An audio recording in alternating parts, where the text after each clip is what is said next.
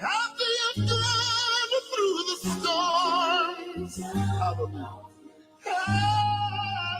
After you've gone through the rains,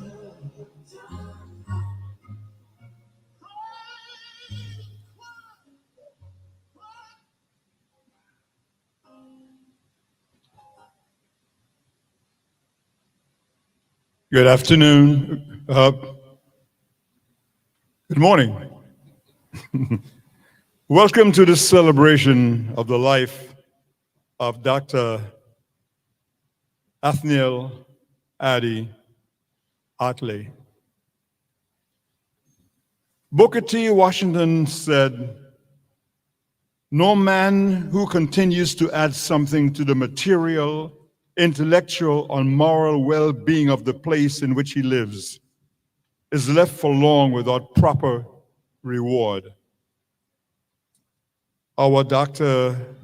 Athniel Addie Ottley has received numerous earthly awards and rewards, and now is a recipient of his heavenly rewards for his work here on earth. To begin our tributes and remarks, please welcome Robbie Brown.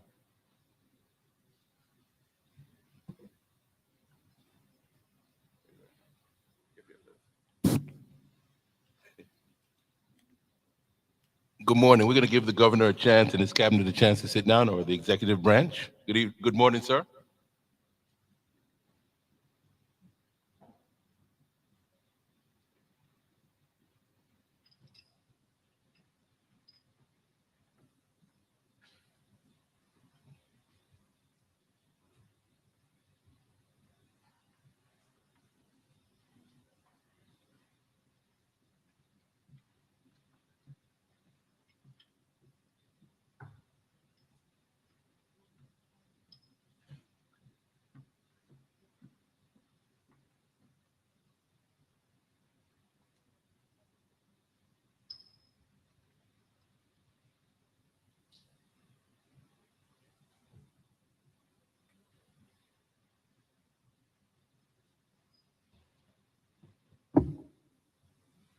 Better.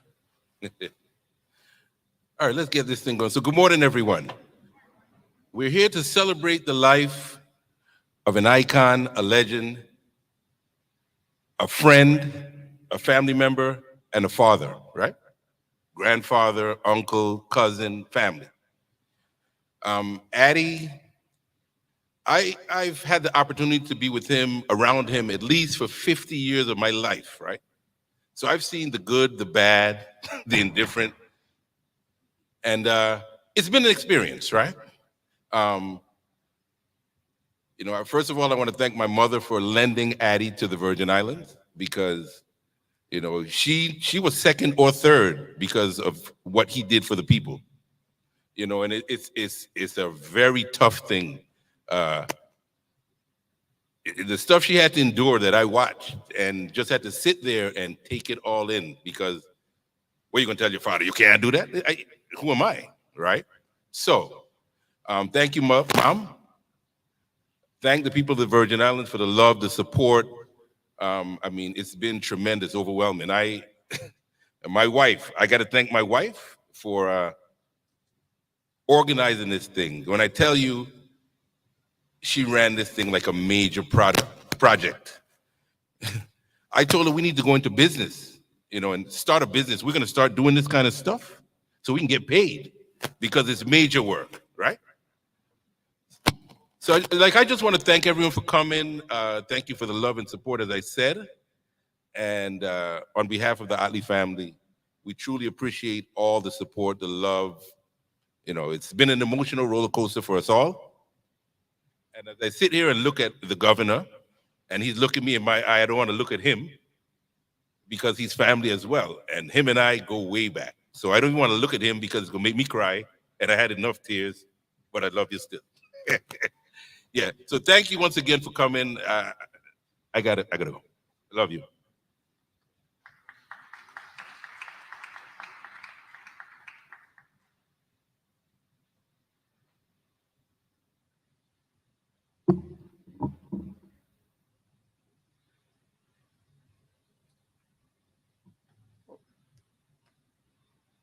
I'd like now to call on the Honorable Myron Jackson to render the eulogy.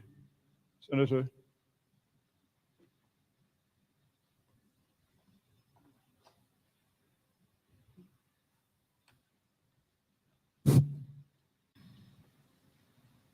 Thank you very much, Dr. Benjamin, personal friend of Addie Ottley. I would have to say that, Addie, we really want us to pick up the spirit in here today, because that's the kind of man he was. He gave us so much, and I was trying here to edit some of the things out because I just gave the eulogy at the church, but on the family's instructions, I will follow orders and do what I've been asked to do. And before I begin, I just want to say that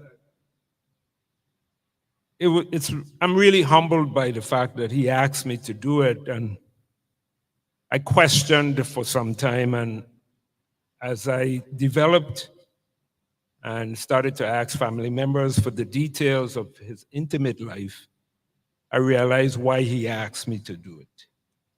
So on behalf of the family and the community, I offer the eulogy of the Honorable Dr. Athniel Addie Ottley.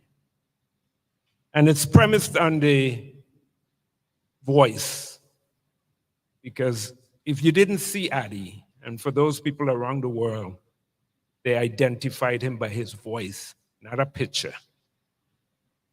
And it's dedicated to the voice of the man that we know. How wonderful is the human voice! It is indeed the organ of the soul.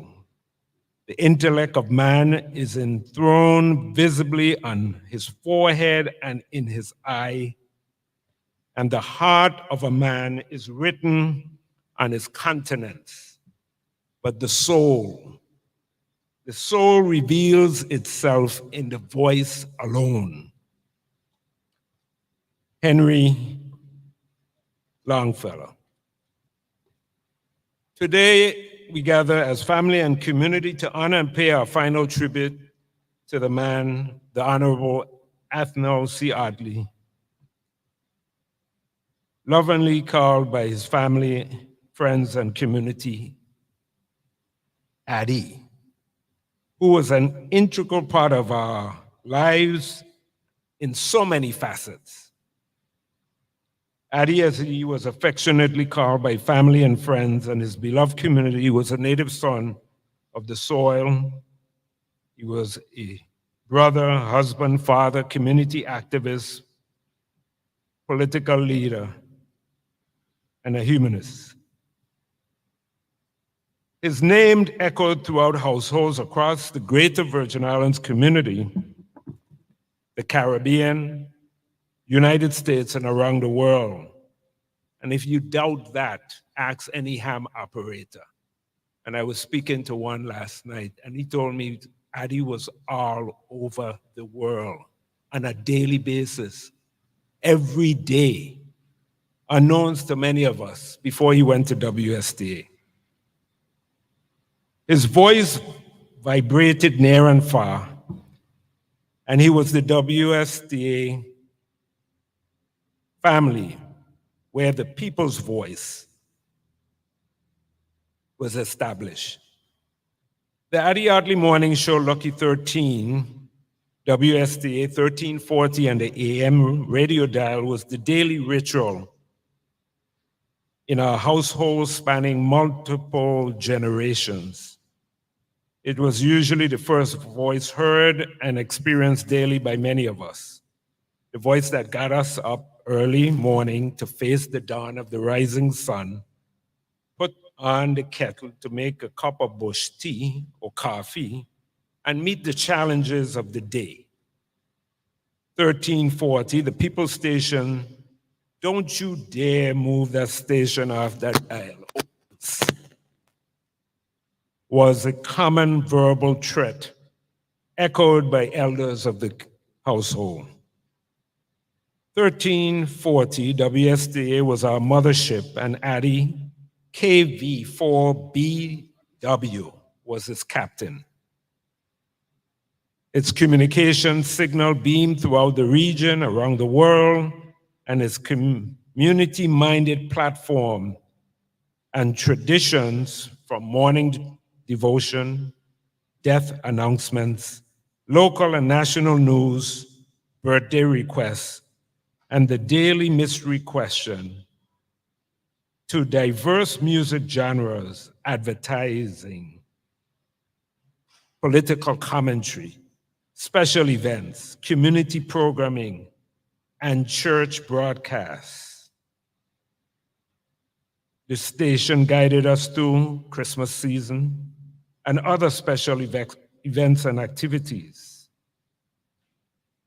including a Christmas Eve party, Good Friday programming, carnival and festivals, the hurricane seasons, and the hurricane prayer, which religiously began at the beginning of the hurricane season, the political season, and interviews and discussions with callers and government officials on the state of affairs of the territory. As a radio personality, he humbly challenged us daily that no man is an island. You are your brother's keeper. It takes two hands to clap. One hand washes the next. Man, know thyself. And that knowledge of your history and culture are essential and important elements of identity, self-determination, and nation building. Addie's humble beginnings and existence began with his birth on November 19, 1941, on St. Thomas to two proud Virgin Islands parents, Iris Scatliff Ottley, a native of Tortola, British Virgin Islands, and Aubrey C. Ottley, a native of St. Thomas. These were uncertain times and rumors of wars. 1 month after his birth, the Japanese bombed the US Navy base at Pearl Harbor, and the United States would enter into war with Japan and subsequently entered into World War II. The backdrop of Addie's saga is staged with the boundaries of the historic community that we know as Savannah today, located not too far from the family's church. Under Danish rule, this area was subdivided in 1764, 1765 for those who were rejected or tolerated, which include the ethnic populations of free people of color, enslaved Africans, Jews, Huguenots, and Catholics. Under the American rule and the era of Addie's childhood, Savannah was a bustling working class community, a village of descendants of Africans, Europeans, and immigrants of various ethnic groups and walks of life. It was not too far from his family home that Addie was baptized in the St. Peter and Paul Catholic Church. He attended school and graduated in the class of 1959.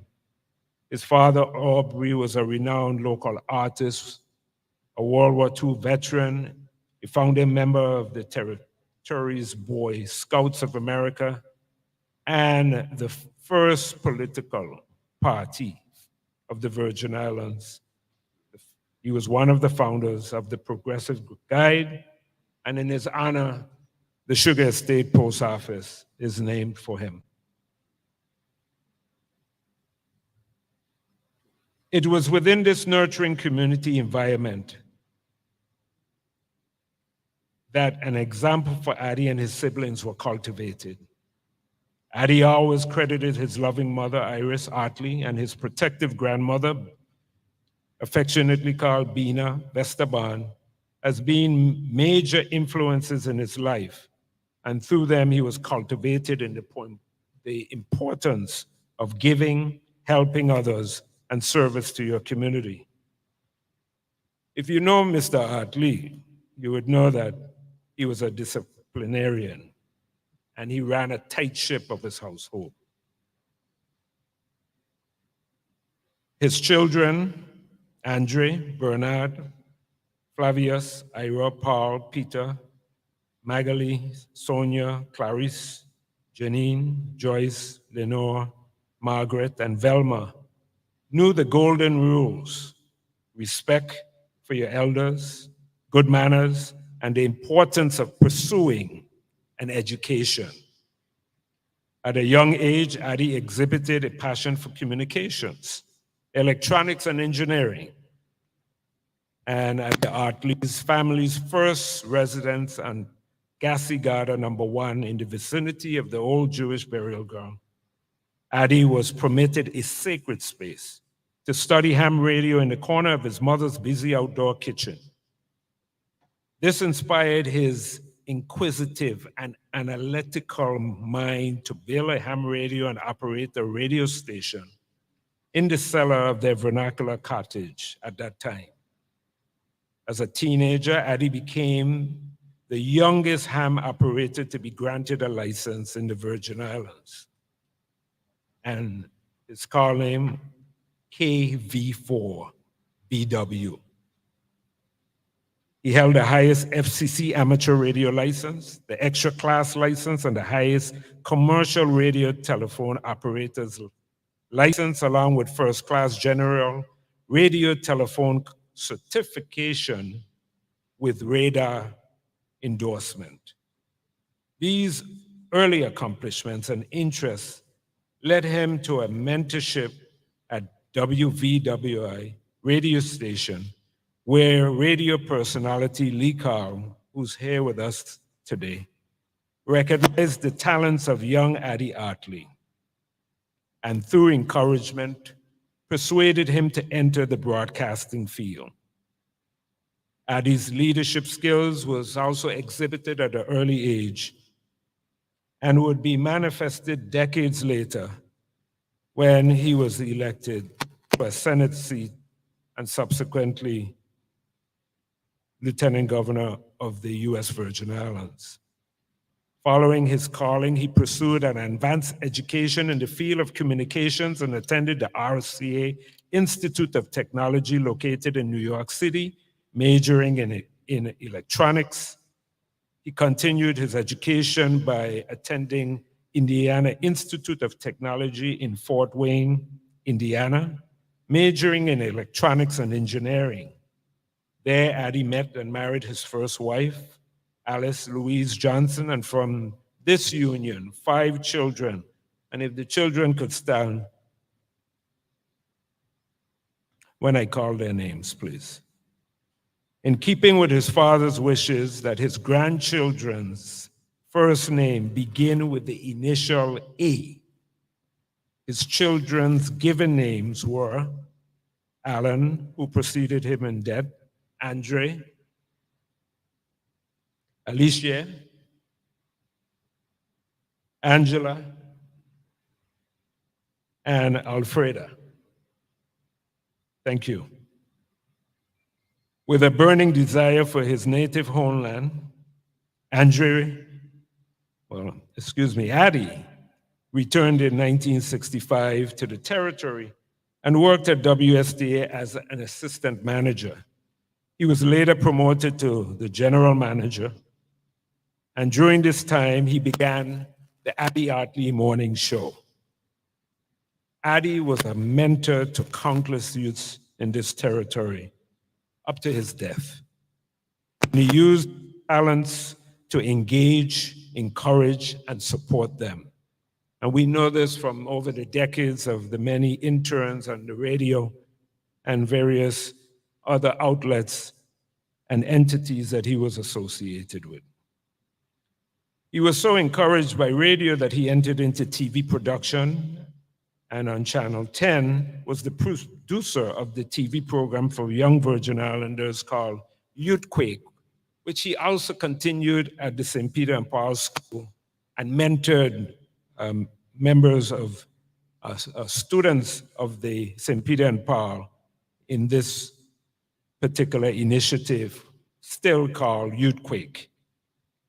Addie would later join the PBS family, WTJX, Channel 12, by the encouragement of Linda Vanterpool, and would host his weekly program, Face to Face, which provided an open platform for varied opinions, concerns, and topics on politics, art, entertainment, culture, health, education, the environment, and disaster recovery, and other topics.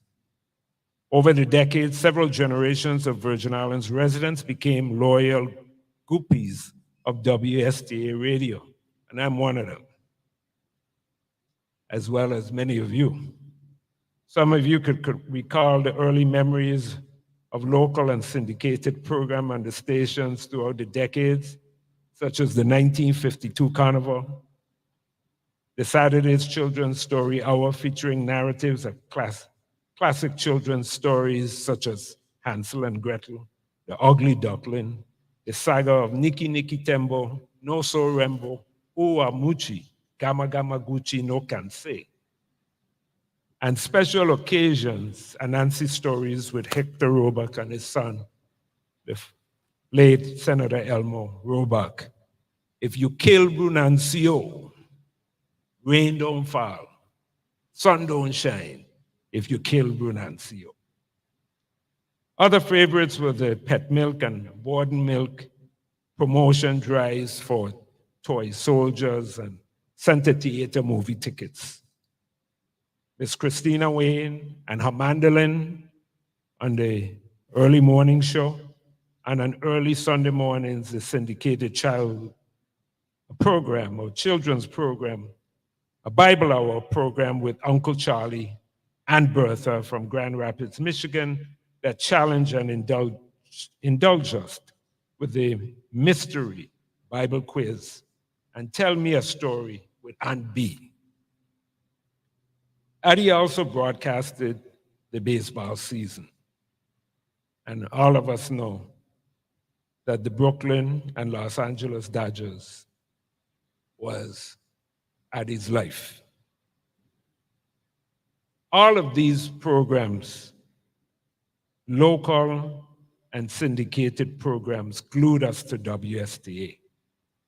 The station provided a platform to radio personalities, management, and staff of WSTA family from over the decades who are no longer with us, such as William Gear, the original owner, Mango Jones, the late Congressman Randy Lugo, Kay Bailey, Len Stein, Irvin Brownie Brown, Andre Ottley, Richard Carlwood, Funky Man, Bob Noble, Miss J, and most recently, Anita Davis, to call a few, will be remembered by us for their contributions to the advancement of WSTA. They most likely stand at the open gates to welcome the arrival of our beloved Addie. May they rest in peace.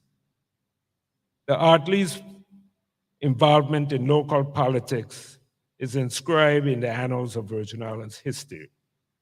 With the encouragement of his late uncle, Senator Earl B. Ottley, and the blessings of family members, Addie entered into the political arena.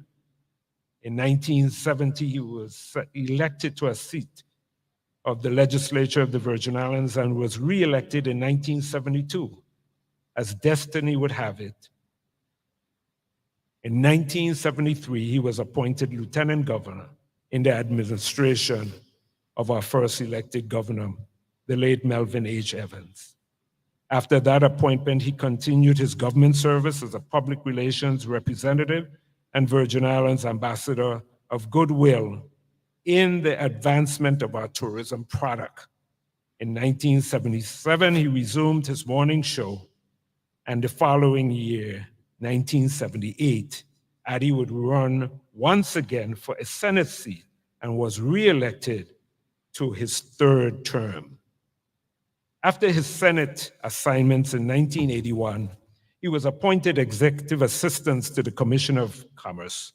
After a decade of laudable record of public service, Addie continued to pursue his passion for communications and returned to the radio, WSTA, to advance community engagement and public service.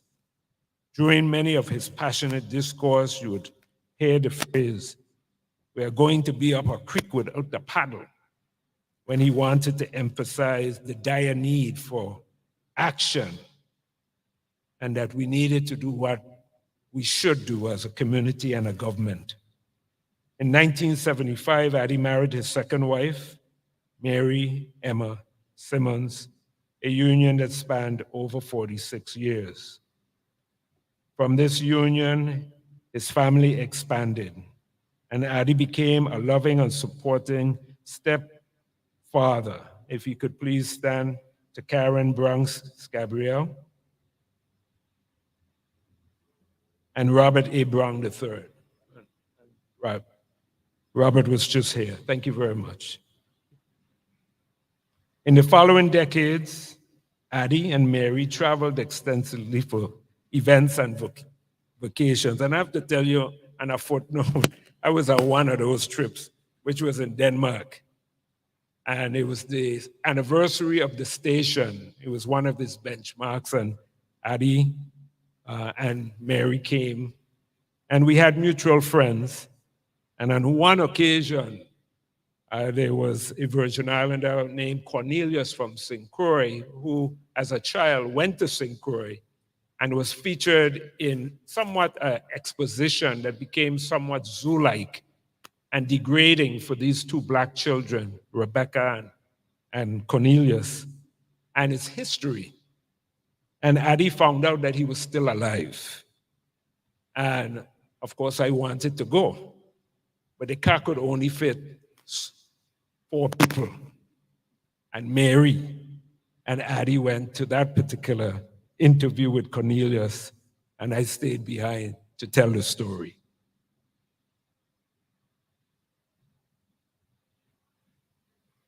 Addie was a family man, and his children was his joy and contentment. And when they became parents, he became a proud and attentive grandfather to his grandchildren. And I don't have all the names of his grandchildren, but could you please stand and be recognized? Thank you very much. When the opportunity to purchase WSTA presented itself, Addie and local investors seized the opportunity to purchase the station, making it the first station owned by Virgin Islands stakeholders. In 1984, Addie became the president of Ottley Communications, and over the last 4 decades, WSTA has been given our community an active voice. And this is essential for you to leave here today, because Addie, in his interview this morning, emphasized that WSTA is a broadcasting station. It means it has a broad horizon, and thus their investment in this station was to provide Virgin Islanders a voice and continue to be a beacon of the airways and flagship station of the Greater Virgin Islands and the Caribbean. Today, the family-owned radio station continues to provide an outlet to many in the community and a new generation through its weekly programming to include, and if you're here and represent, please stand, connect the dots with Senator Fonzie Danister, pass it on with Senator Roosevelt and Roosevelt David and Victor Sidney, Idea and Issues with Terry T., Winston and Jason, Focus VI, Peter Ottley, Let Us Build with Wingrove Fenton, Stand Up to Truth with Elsie Zenova, and co-host The Sports Show with Attorney Ayala, the PEO Horse Show with Gary Ritter, UVI and the Air, the Pan-African Support Group, Nolani Free Flow Talks with Angie and her daughter, Nolani, and A Second Cup of Coffee with Robert Brown, to name a few. And also the Donahue Show by George, the Culture Man. Addie made many countless contributions over his lifespan. He was an active member of many community and civic organizations. And I have to give honorary mention, and if members of the Rotary Club of St. Thomas and the Phi Kappa Theta fraternity, you may please stand and be recognized. See a few of you here. And Addie just loved the Rotary Club of St. Thomas, and it became part of his regular programming. Thank you.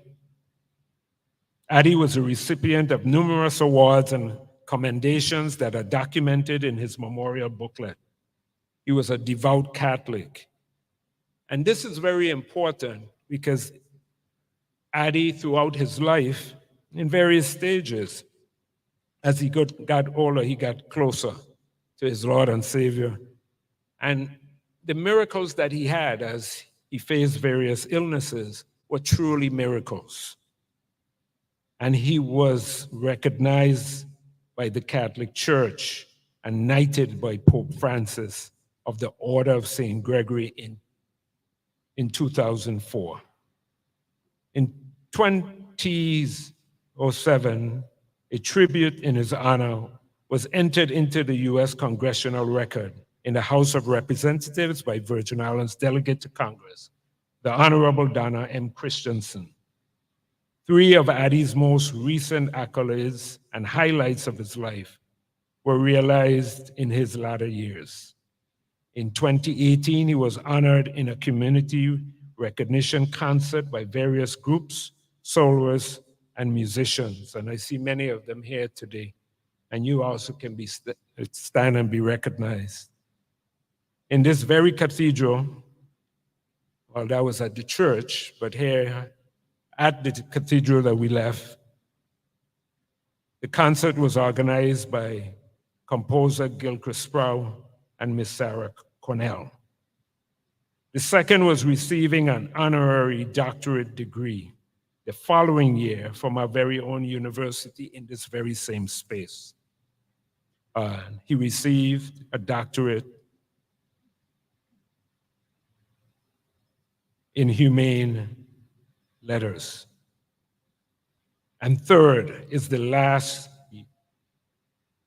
passage of an Act 8509, honoring and commending Addie Ottley for his tireless years of informing and educating the public on current and past community issues, keeping the radio awake in a time of imminent danger, and by naming the road in close proximity to WSTA, the Athniel C. Ottley Drive, and that will occur after his internment this week. We want to thank the sponsor, Senator Dwayne DeGraff, and the members of the 34th Legislature. If you could please stand and be recognized. See the Senate President, Dana Fred Gregory, the Vice President, Novell Francis, Senator Kurt Vailey, Senator Marvin Blyden. We have Senator Janelle Sarro. We have Senator James and Senator Carla Joseph. Thank you. You may be seated.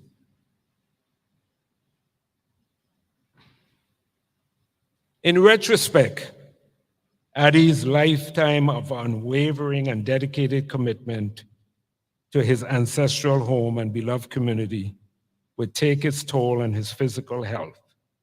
The sudden death of his son, Alan, blew the winds out of his sails, and one of his final requests was to be buried adjacent to his beloved son, which will take place in the East End Cemetery of St. Thomas.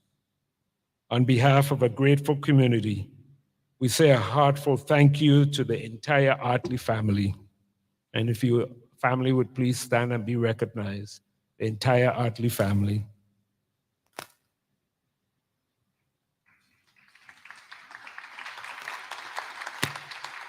Thank you.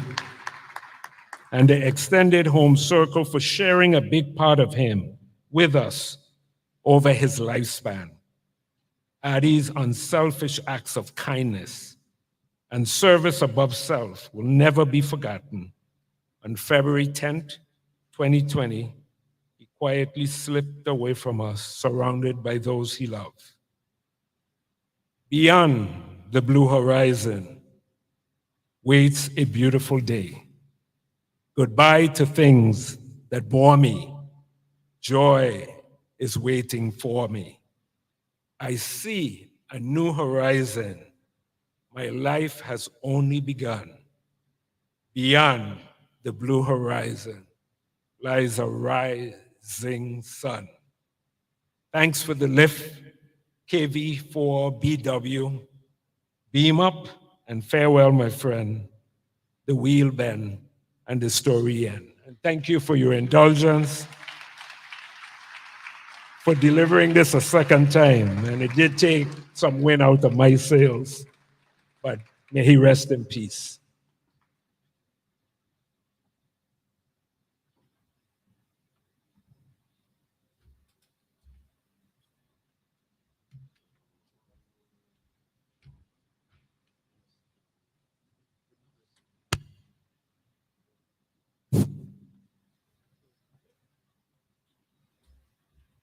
Quickly. I was up here before and had to run out because I forgot something in the car. First of all, we have to thank the government of the Virgin Islands for all the help and support that you've given us during this time. Of course, UVI, Dr. Hall, got to thank everyone indeed. But if it wasn't for this young lady, right, I don't know if me and my wife would have been here, because the fights, the tension, the this, the that, just problems. So Eugenie Williams. Eugenie, please come. Please come. Excuse me, sir. Can Eugenie come up here for a second? Yeah. I'm sorry. She's working. I'm sorry. But we just wanted to present to you a plaque for everything you've done for us, because without you, it wouldn't have happened. So it says, presented to Eugenie Williams, thank you for your support. We will forever be grateful to you and your help, patience, and understanding. Robin and Janine Brown, 2022. That's for you.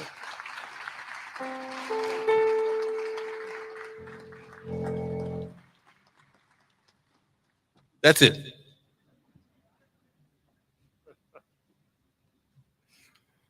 Oh, yes. Well, we would now like to present a musical selection. It's entitled Wonderful World. And that's with Deanne Parson and friends, and it's featuring DJ on the trumpet, Deanne's son. Wonderful World.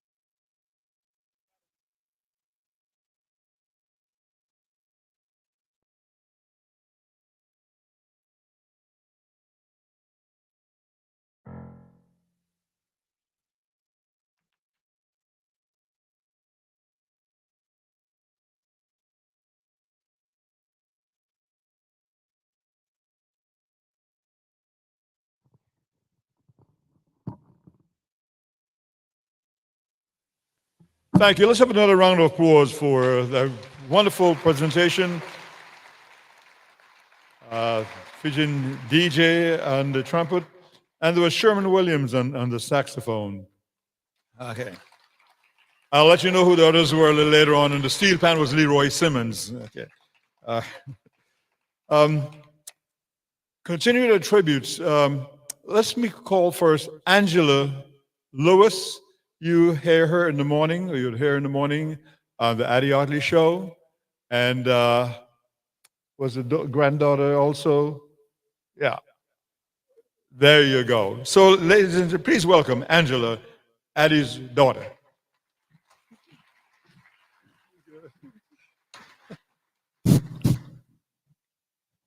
Or for starters, it's hard to follow up behind that. So I'm going to try my best. And thank you, Larry. Good evening or good afternoon. Second time around doesn't get any easier. I didn't think I would be here, not this soon, after Alan and now my dad. But God has got a purpose that's far greater than what I think it is. So I'm going to go with it. And this is my letter to my dad. To my dad with love. Where do I begin? It is so hard and so surreal to say you are not with me. But I must understand, with every beginning, Alpha, there is an ending, Omega. I can say I've enjoyed the time in between the beginning and the end. Most people refer to that time as the dash, how we lived our lives between those years. Yours, Daddy, being 1941 to 2022. I've had an opportunity to enjoy you immensely, and that's an understatement. Everything from silly car rides to nowhere with my daughters, to pretending like I like Fox News. And you guys know the Trump thing, we kind of kept that on the down low. To sitting and trimming your toenails. And you guys may not understand that, but Robbie probably does wherever he is. Him and my dad love pedicures and manicures. Many influential people have told me, your father really loved these Virgin Islands. And I must agree. I have been fortunate enough to witness his love for these islands. From his early beginnings of being a son, a brother, an uncle, a father, a friend, a mentor, and a community activist. And not let me forget, a politician. He has touched many hearts and lives. He knew no stranger, and he never let one's social status dictate how he interacts with you. His undeniable love for this community is what drove him. And it is certain and evident in everything that he did. His undying and unwavering love for the community has made him an icon, a legend.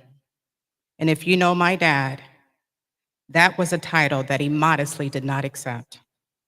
He would just merely say, I'm just doing what needs to be done. He lived it and he breathed it every day. He was a devout Catholic. Those that knew him knew it very well. And his Catholic upbringing by my grandmother Iris taught him to put others before self. She also taught that to the grandkids. The Bible is tailored to teach us to follow the perfect example, and that being Jesus. Jesus served others, and he taught us likewise to do so. My dad did just that. He served his community at all costs, as sad as that sounds, but he risked a lot to serve his community. From young, we were taught unconditional love. Unconditional love, simply put, is love without strings attached. He offered his love freely. He didn't offer it based on anything that you could have given back in return. You simply loved and wanted the best for others and their happiness. This type of love is sometimes called compassionate or agape love. My father depicted that. Through my brothers and sisters, Alan, Andre, Alicia, and Alfreda, we shared you with the community. At the time, we didn't understand the reasons why, but now it's time for us to understand the reason why.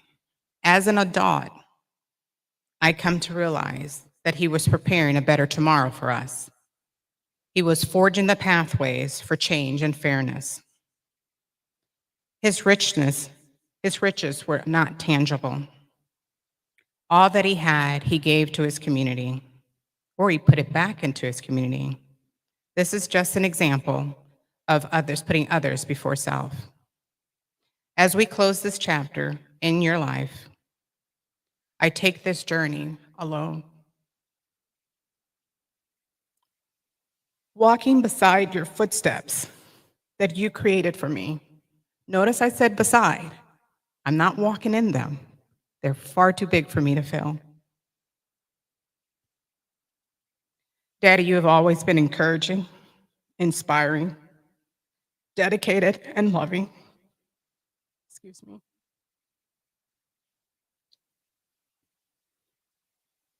You possess the qualities and characters of great men.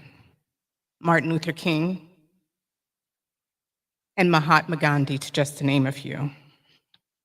From young, you wanted to make a difference in others' lives.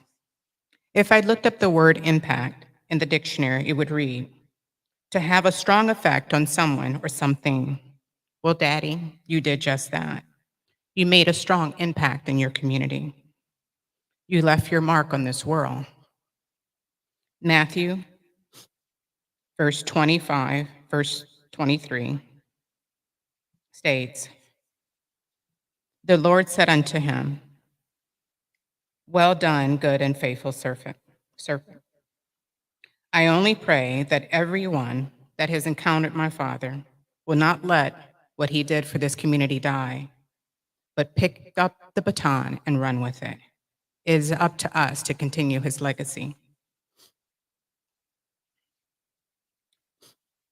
God blessed me with the honor of being able to call you my dad, father, friend, and confidant. It is no secret how I felt about my father, never hid it. And how I felt about him remained the same till the end. We had crazy belly laughs together, we cried together, and believe it or not, we disagreed together, knowing that he never thought he was wrong. Daddy, without a doubt, you're the most influential, charismatic, humble, and sacrificial man I know. You represent what I strive for and pray to get to. Your contagious smile, an infectious laugh, and the love of others will remain in the hearts of myself and those others. I will say to you what me and my girls say to you every time we leave you. We're better together, but never apart. Love your devoted daughter, Angela.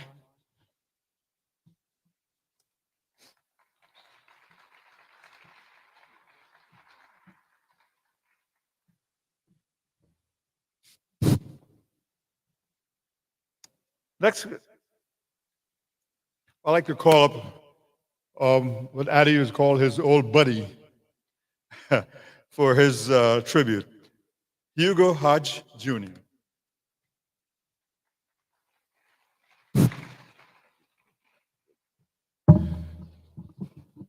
Good afternoon. Good afternoon. All right. So I had to talk to my father about this and how do you pay tribute to a man as great as Addie? And he said, well, you always spoke of the laughter that we shared. We had a lot of conversations and we laughed together a lot. So in honor of that, I will keep it light. And every child has to get one up on their father all the time, right? So my father is like, I have 81 years of memories with Addie. Well, I got 12 stories and my two gonna count today. Two of them. So I'll start with the first, and listening to the selection before remind me of one of them. And Dion Parson was playing over at Haven site. And Addie was there and we were talking about music. And he was like, "You used to do music, right?" I was like, "Yeah, I'm gonna go do a song with Dion today." So I went up and did the song. And after the song, he was like, "Wow, I didn't know you could do all of that. I don't know what you were saying, but it sounded good." So I said, "Well, that's a little reggae, we do a little something there." So, of course, the next day, well, before I left the stage, I think I said a scripture or something during the performance. So one of the hosts said, "That's a bald head Rasta man."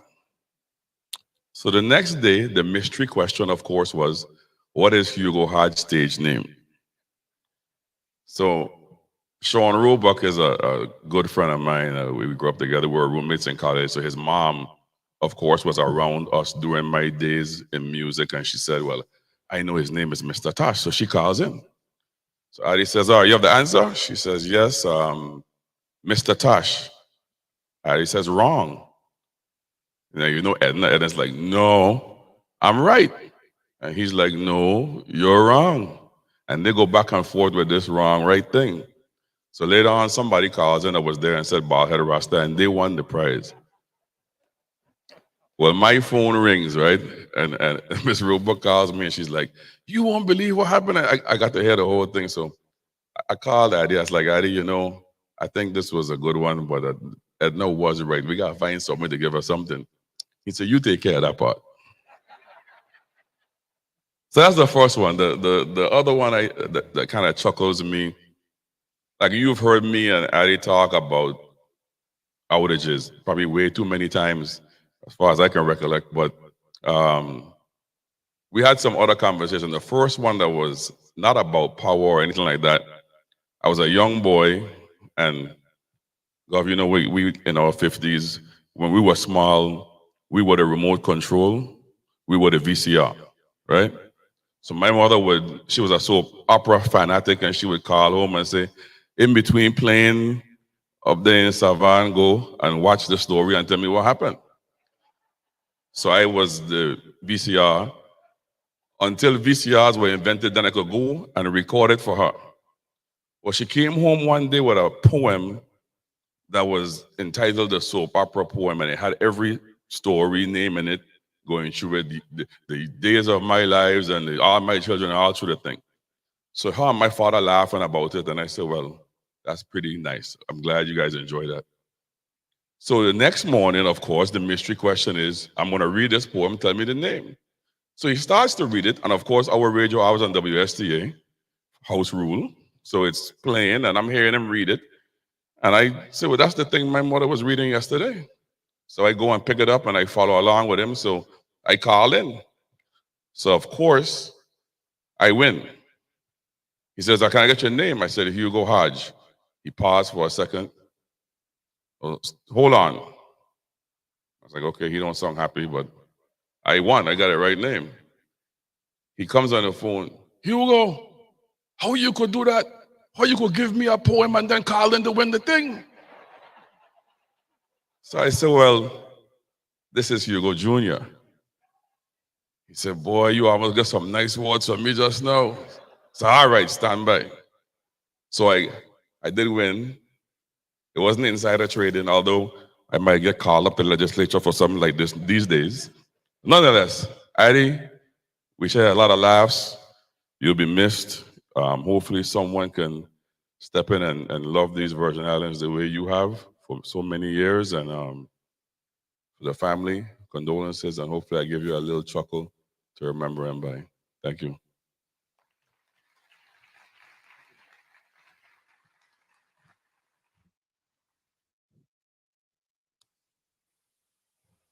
Next, I don't know how to introduce Val. I really don't. So, because I have stories this long about this gentleman coming up, but I'm just going to keep that. Oh, see the eyebrow just went up? Okay, so Addie's brother, Peter Ottley.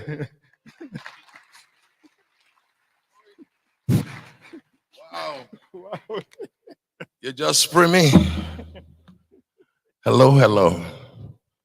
Aye, aye, aye. I just drop a tear for my brother, you know. That's rare.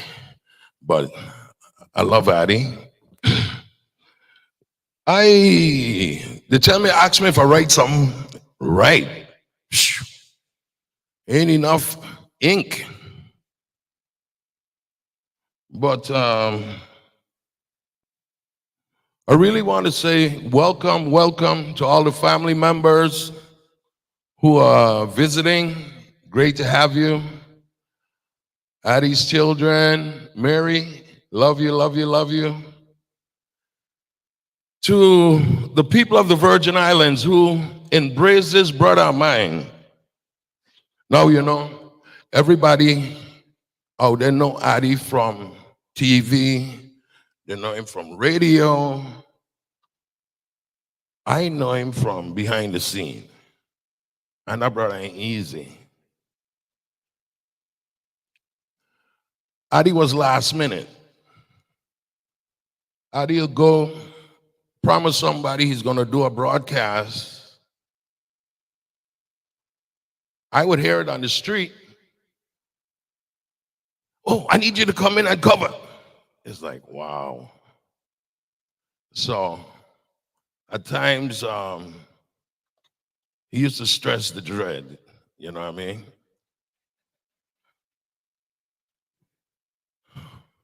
The thing, but see, me and him had an issue. He was my mother's first child. I happened to be one of the last. I said, wow. So people would say, well, how come you ain't like Addie? And I said, keep it simple. Blame my mother. Being the first child, he had all the breasts for himself. When my mother after she had 9 children, these 2 big head youths coming out. She said, son, bring the pet milk. You understand? So I say if I different, blame it on my mother. Because they say, look, no, if you're breastfed, you're strong. You know what I mean? You're ahead of the rest. So don't blame me. Again, it's my mother, you know. Being the last and he being the first, when I actually ran into the brother and realized he was my brother, he already had a family. He was living out of state, you know. And I think I was in elementary school. I was still in Catholic school before they threw me out. But serious. And my mother used to make me, before I go to school, the station was in Frenchtown. She used to make me take breakfast for this brother, walk to Frenchtown to feed him. And I say, but wait, he driving. He can't stop Savannah and just get his thing. So I had a problem with him. I didn't realize, you know, and because I have access to him, I was around him. I'll hear all kind of stories he get on the radio and say, oh, my grandmother them used to defend me, to protect me. Nobody never beat me. Being I would look to choke off a son he fought. I said, wow. I said, that sound like a spoiled child. You know what I mean?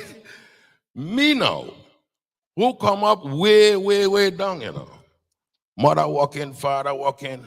Guess who I end up raising up with me? My brothers and sisters. Abuse. They didn't do a good job. They did, no. So if you see me rowdy and crazy, my sisters and brothers is who influence me. You know what I mean? And when you come from a family with, oh, my father had 17. Wow. And I always say, I'm glad they went one more time. Oh my gosh. I wouldn't have been here. You understand what I'm saying? So my mother got me into this thing where, and I tell people, I didn't know anything about radio, didn't care about it. But if you expose children to stuff, they could adapt to it.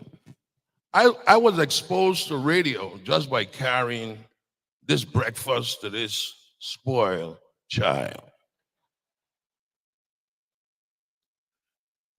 And just by being there, I observe, I learn. Now he's the one who went to school and get his big degree and all of that. Me, I was like the janitor. I do the cleanup work. I do the setup work. And when the star's done, I got to break down and go. And I used to tell people like, hey, I want the Addie treatment. The Addie had a special treatment. Me being the setup man, they'll have a chair for Addie. They don't have none for me. So I got to stand up.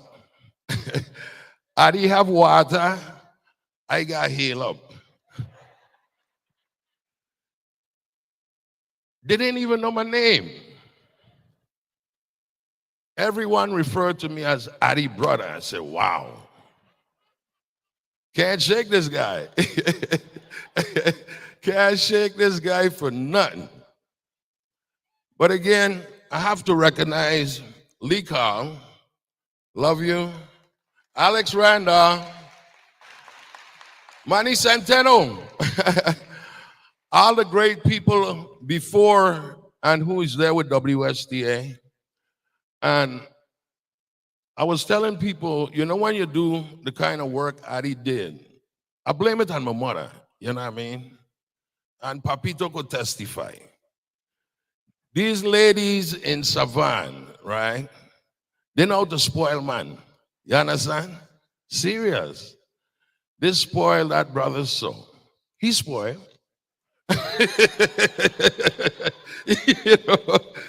Serious. And I realized they're difficult to handle. You understand what I'm saying? Undisciplined. Love to be served. Feel like they're privileged. Oh my gosh.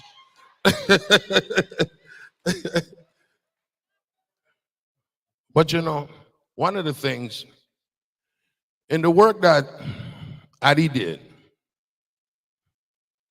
we used to fight. Oh gosh, couldn't stand the brother at times, serious. Because it's like, you're so busy. But with all the time you're giving up,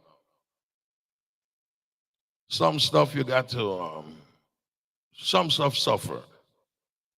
And I really want to reach out to the family because, in jobs like what he did, try and save the world, sometimes you lose yourself in the process.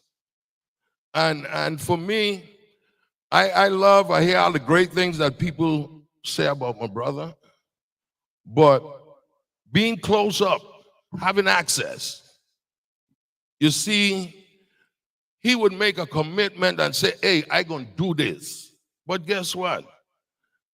He didn't remember he was a politician. They'll say, yes, we're going to help you, but never come true. So the stress that goes along with that, trying to do something, but you don't have the power.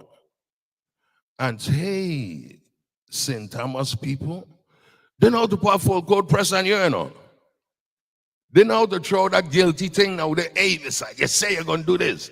Hey, look, Wapa go have the cussing. I said, it's good. Stop saying it's yours. You know what I mean? Serious, the brother never quit. So I admire all the stuff he did. But again, let me just say one more thing and I'll go. Because look, I could talk, They don't pay me to talk, but I don't do some free talking. You know what I mean? Me and my brother, we like normal brothers. You know what I mean? It's just that he being old, I being young, the age difference. You know, it's like my son, I can't deal with hip hop, but that's him. So the generation gap. So at times we agree, at times we disagree.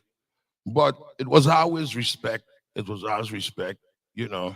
And although I wouldn't like it, I would still give him that respect as an older brother, as a person who's supposed to know better, older brother. It's hard to say that you're wrong sometimes. You know what I mean? And I was angry, I must say, during the 2 hurricanes. I must say I learned a lot from doing the hurricane thing with Lee Carl. It was, for a long time, me and him. I just being the engineer. So you learn. If you show up long enough, you'll get it. And the 2 Cat 5, after the first Cat 5 came, I was angry because the building was breached. Water was coming through. The floor's full of water. And I'm saying, no, if I get electrocuted in here. You know what I mean? And boom, okay, the next one coming. But I was angry because management at the time didn't take time to, like, hey, secure the place. Ho, ho, ho. So I was protesting. So when this Cat 5 said, come, I said, I ain't going in. I'm not showing up. I ain't going. You understand? But I always say God is an awesome God, because if I didn't go,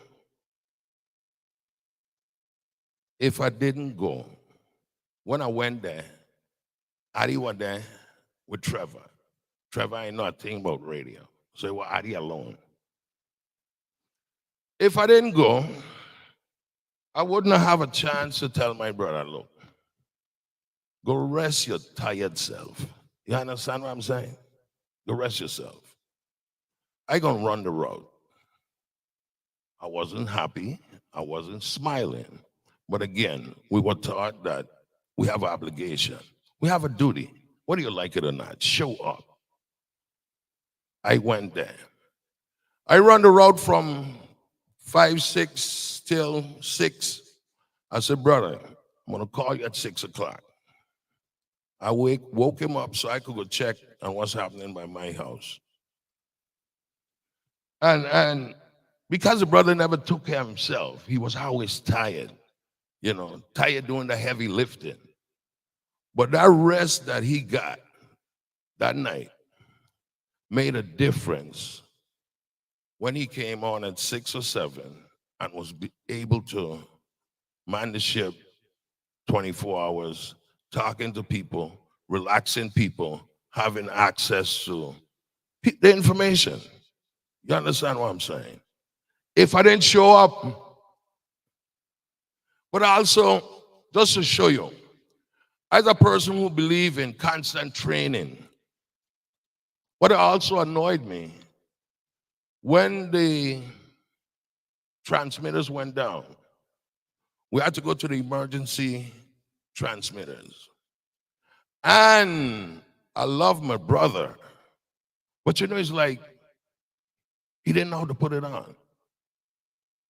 You spend so much time doing people's stuff, saving the world, that you didn't know how to put on the second transmitter that kept us going.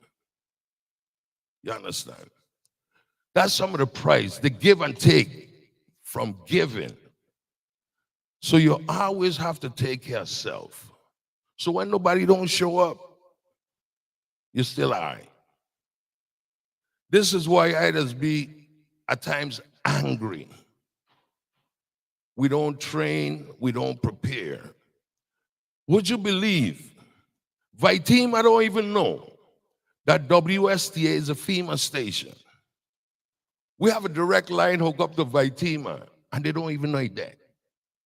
Lack of training, lack of communication. So what are we gonna do this hurricane thing? You understand what I'm saying? But I gonna stop talking, cause hey, I could talk. But anyway, I just want to say thanks. Thanks to the many people that were there for Addie. Thanks for them who weren't there for him either, because he needed the licks. It's only when you got licks, sometimes you straighten up. You understand? But the brother was awesome. I was always happy for him. Whatever he got, he deserved. And I'm just proud to be that person who had access and learned so much from him. You understand? That, hey, the good thing about it is like I got my PhD without paying a dime.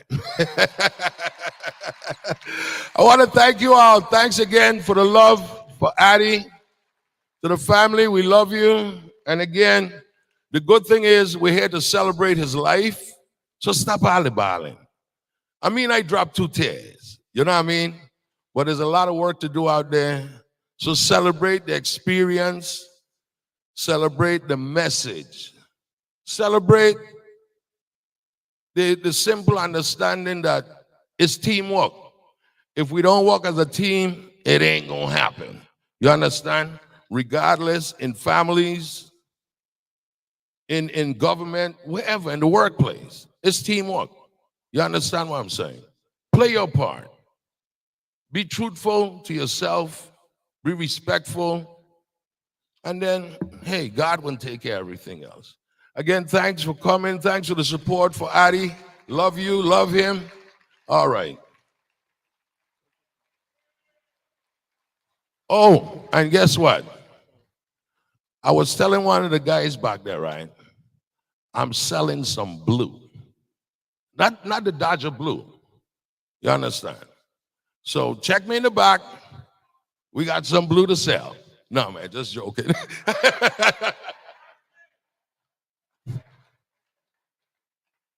That was Peter. That is Peter.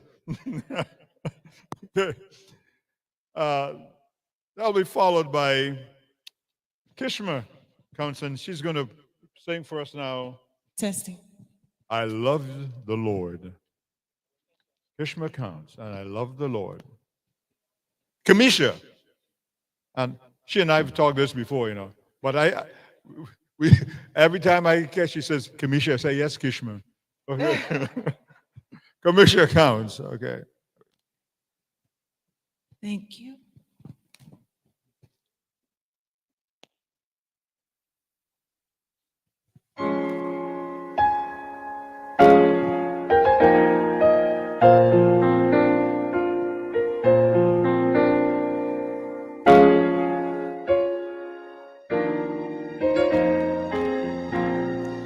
I love the Lord.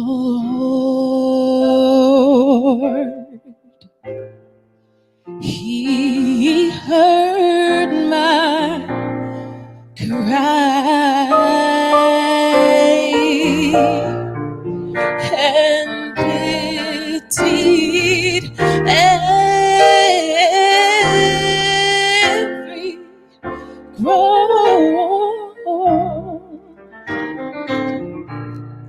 Long as I live and troubles arise, I'll hasten to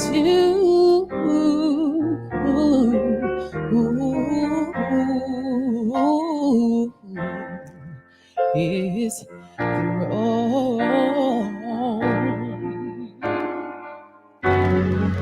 Oh,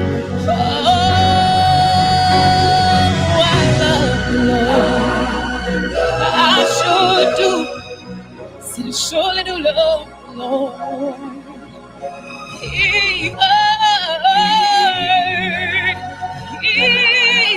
heard my cry, and he pitied every groan. Yes, he did.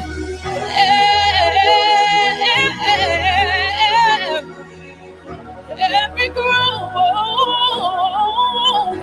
long as I live, always I live.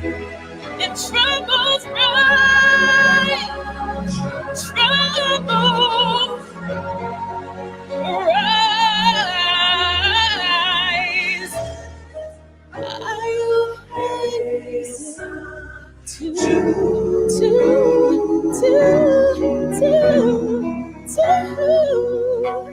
I hasten to his throne.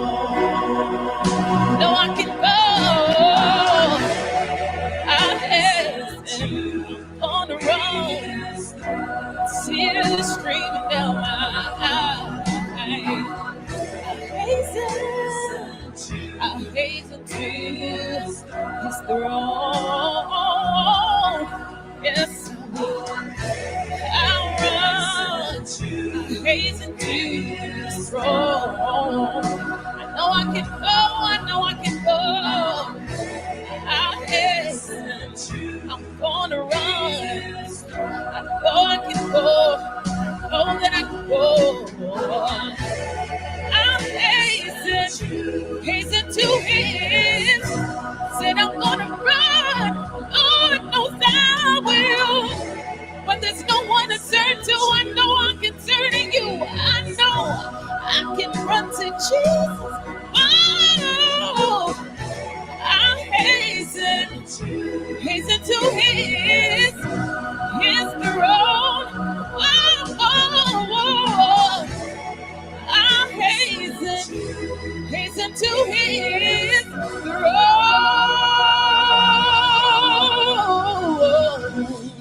Surely I will. Thank you.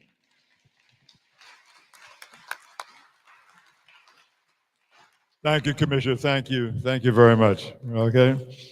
We continue with tributes, and the next person up will be Addie's adopted sister. He always talks so much about his adopted sister. So I said, Addie, I have adopted sisters too. You know, he said, yeah, but they ain't like mine. Here we are, Joel Malloy.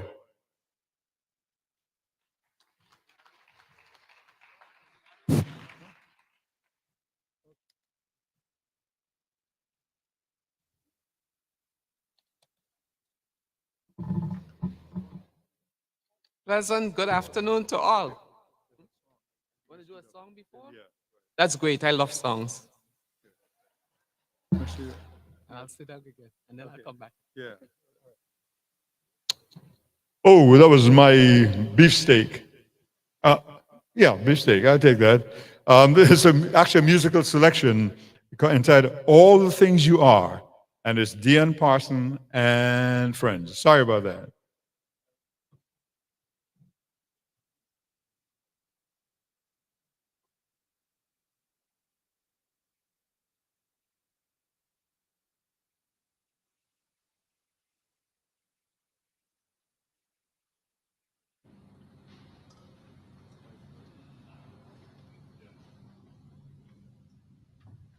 Yeah, Ron just reminded me that two of Addie's favorite songs were "All the Things You Are" and this one, "My Favorite Things." Right?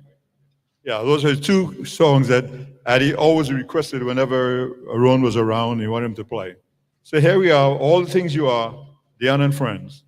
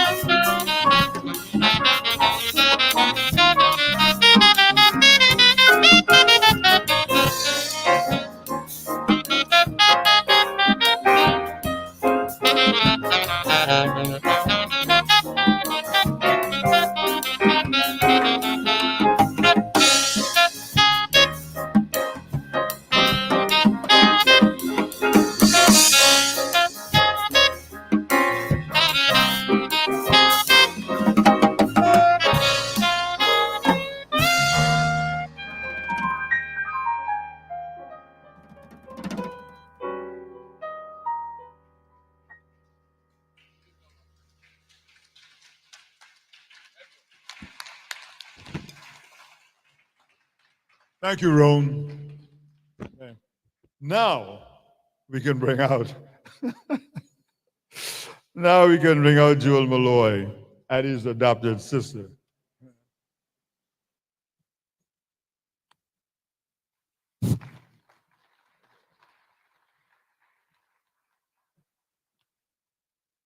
God truly works in mysterious ways his wonders to perform.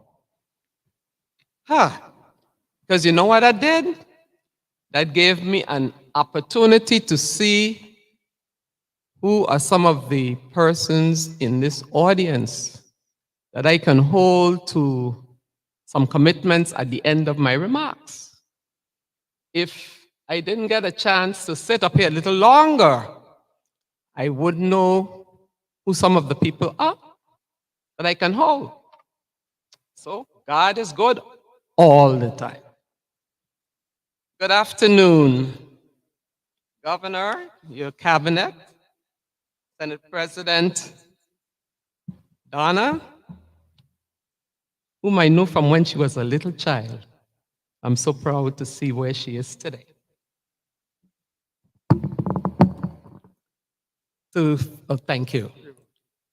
Other dignitaries present, family members, friends, ladies and gentlemen, all gathered here today to pay special tribute to one of the most prominent, loving, generous, outstanding Virgin Islanders with whom God has blessed this territory. My adopted brother, our Addie Ottley. The mere fact that we have in this audience today persons who have come from near and far to say goodbye and to thank God for granting us the privilege of celebrating the life of this dedicated public servant and truly unselfish human being speaks volumes that words cannot dare to express. My brother, Addie, was one of a kind.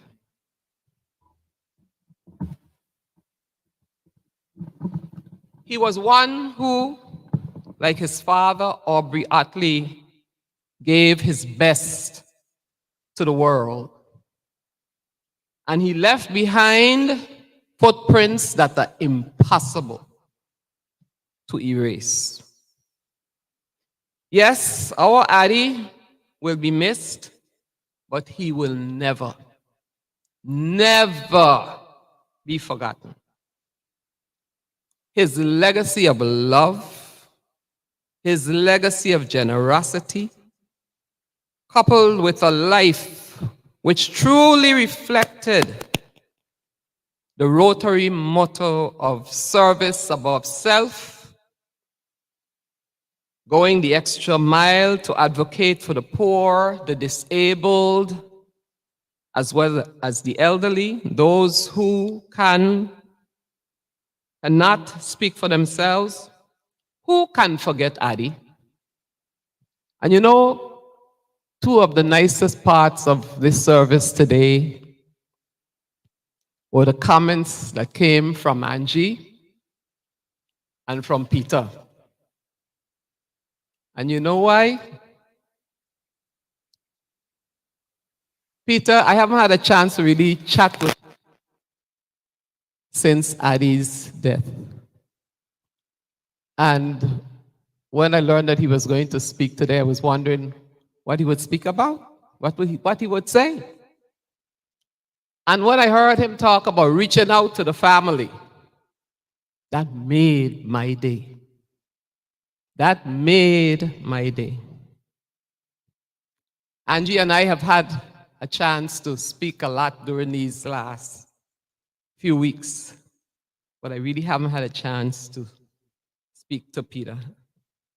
And I'll tell you why that was nicest part of the day. Some of you in the audience know how close Addie and I were, but some of you don't know. So just let me tell you a little bit about why I'm feeling so happy, much happier than I've been over the last few weeks. My brother Addie felt that his end was drawing near. Addie and I were very close. Addie knew for a long time that my best hours were around 4 o'clock in the morning. I always get up at 4. I did that from when I went to college at 16. And so he knew that I always got up no later than 4 o'clock in the morning. So one morning when my phone rang at 4:45, I said, that could only be Addie. Sure enough, it was Addie. And he said, Jew, you are the one person I need to speak to today. I said, oh. And his voice did not sound the same way that he normally sounded. But he said, I have to speak to you today, and I hope you have some time for me. I said, I always have time for you. And he said, I feel that I'm coming close to the end of my life, and I want to share some things with you. And he shared a number of things that he had not shared before. And I am going to, a lot of what I'm going to say today, or should I say, the main thing that I'm going to say today is that one of the best tributes that you can pay to an individual is to emulate the qualities that made that individual such a special human being. And some of those tributes lie in Angie and Peter. And that's why I said they were two of the best parts of the program. The eulogy was out of sight. But because of what Angie said today and because of what Peter said, I want to share with you some of the pieces of Peter's tribute that made me feel good. Peter, as he said, can be a little rough. And some of us don't understand our roughness. That Addie wasn't easy. The only other person needed to come up here and tell you Addie wasn't easy was Mary. She's very special, very special. You have to be a very special wife to be married to Addie, for real. Okay? Because Addie could do some of these things that sometimes could get on your nerve, But because he was such a good person, after you were finished being mad with him, you had to get glad. Okay? Addie would get you in some of these things. Like, Addie would go and tell people things like, I know one person in the Virgin Islands who can solve your problem. It is my sister Joel Malloy. I don't care what the problem is in the government, She can solve it. So I gonna give you her number. But don't give it to anybody else. The next thing I know, a pile of people calling me. I got this call from your brother telling me you could definitely solve this problem. So when I get off this phone, I know I ain't gonna have any more issues. Then sometimes I would go home, find people sitting in my yard. Miss Malloy, one lady told me one day, Miss Malloy, you know how long it took me to find where you live? I said, Miss, I don't even know you. Well, Addie told me exactly where you live. Addie explained me exactly how you live, but it was a long time finding your house. And the lady went on with a thing there. Okay? And she said, I ain't leaving here till you solve the problem, you know. So I know what Peter was talking about. And then another time he put me in another thing. Governor Brian, this one is yours. 2 of your commissioners were not getting along. And they wouldn't speak to each other for weeks. And so Addie told them, I know one person who will get the 2 of you to speak. My sister Joel Malloy. And when somebody told me Addie was on the radio saying this thing, you know. I said, Addie was on the radio with my name, saying I could get these 2 persons to speak to each other. So I called him up. I said, Addie, I heard you on the radio with this thing saying that I could get these 2 commissioners to speak to each other. And I said, Addie. He said, yeah, I know you could do it. I said, well, let me tell you, I don't want to embarrass you, you know. So guess what? I'm going to get them to talk to each other for true. But if you do it one more time, even you will not get my number this time. So anyhow, I got them to talk together. But then I said, Addie, mine, tell them don't give this other lady my number, because if you give that lady my number, she's going to be calling me all the time. Well, I'm going to tell you her name, Governor, when I see you. Not today, but another time. So Addie could do some things that would get you really annoyed. But he was so precious, it was hard to stay mad with him. So one of the good things from here, Peter is going to reach out. Okay? And the family is going to be more unified when we finish here today than it was when we came in. That makes me feel good. Okay? That makes me feel good. And I'm going to now summarize for you some of the things that Addie talked about when we were on that special chat. And the last few weeks of Addie's life, he and I spent a lot of time talking when he was able to talk.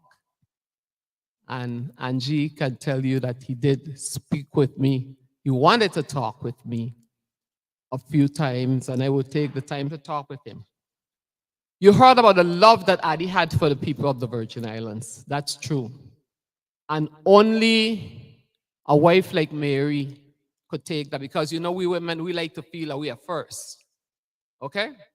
But for Addie, the people of the Virgin Islands were first. So Mary couldn't tell whether she was number 2 or number 3, but she knew for sure she wasn't number 1. And Addie wanted us to appreciate what we have as people of the Virgin Islands. Addie had a dream for the people of the Virgin Islands that one day we would truly recognize that we lived in one of the most wonderful places in the world, and that we would take our mental energy and spend that time working together, unifying. It didn't matter to him whether you were born here, you were born there, you were born over here, or down there. We were all about people, and that we needed to take that energy that we spend tearing each other down and putting each other like crabs in a barrel. We're intelligent people. And that if we took that energy that we spent doing that and did it to build our people up, we would be the best in the nation. He and I share that dream. That's one of the reasons why Miss Ruth E. Thomas made us her 2 adopted children. For those of you who are sitting in this audience who have asked, I've seen 2 who have asked, how is it that Mrs. Thomas adopted the 2 of you? It was because she knew that we, like her, shared that dream. It is true. We have the ability to make this the true paradise. And in Addie's last days, he emphasized that, and I think that's why he called me at 4:45 that morning. I think he wanted me to keep that in my mind, remember it, and if in fact he went as fast as he thought he was going to go, he wanted me to have it in my mind. Okay? Item number 1. Item number 2, he talked about the children of the territory and wanting us to spend more time developing the children because there was so much, he saw so much talent in the children. He wanted us to spend more time with them. And when I heard Dion Jr. up here today, I said, listen to what Addie's talking about. Listen. I remember how Angie and her daughter used to be on that radio program, and he talked about that also towards the end, because he talked about passing the torch to the upcoming generation, making them special, looking at them as special people who had so much going for them. Taking some of that energy again that we spent quarreling about what we don't have. We don't have this. We don't have that. Our children can't do this, whatever. Spend it doing, appreciating what they do have, the talent they have, building them up, giving them hope. That's what Addie wanted. Okay? Let them be looked at as the future. Remember how Addie adopted those children in Laurie Anderson's class of 4th grade each year? Remember? And he took some of those children all the way, he followed them all the way to the end, made them children who knew that they had a future. I want you in here, if you don't want to do 4th, do 2nd. Do 1st grade, do 12th grade, not 12th grade, that's too late. Start from early, okay? Build them up. Folks, our adopted mother told Addie about his sister Joelle. I was one of the most disgusting children you could find any place, okay? And I had such a terrible temper. And most people don't believe that. People who know me now don't believe that. But I did. Okay? But she took me and she taught me how to channel that energy. To channel that. And she taught me a lesson. Those whom the gods would destroy, they first make mad. And she said, if you don't remember anything else I taught you, remember that. And that's what helped me to get to where I wanted to go. And Addie talked about that. The other thing Addie talked about is counting your blessings. Thanking God. He really was a religious man. He praised God for a lot of things. And he wanted us to count our blessings more than our problems. Okay? Those were some of the things. And when Addie talked about those things, he said, Addie must really think he's coming to his end, you know. He wants to remind us of the things that we ought to remember. So now, as I close, I want to call on all of you who are here today to pay tribute to Addie. Can you promise to take at least one of the things Addie talked about so that Addie's living would not be in vain? Can I see a show of hands of people who pledge themselves to do at least one of those things, make one of those things a pledge? Wow. Which side has the most hands? Oh, wow, I can't see. This, oh, on the stage. Wow. So now, even though I said I'm staying out of the politics of 2022, mine, if I see you doing certain kinds of things and putting your energy in negative ways, I'm going to send you a note because I'm going to say, do this for Addie. If you do it for no other reason, you're going to do it for Addie? Let me hear you. Are you going to do it for Addie? You're going to do some positive things for Addie? Yes, indeed. Then you can truly say, on March 1, 2022, I made a pledge at Addie's funeral service that I would truly, truly pledge to make this Virgin Islands a better place in which to live by doing so and so for my friend, Addie Ottley. Have a wonderful afternoon, folks.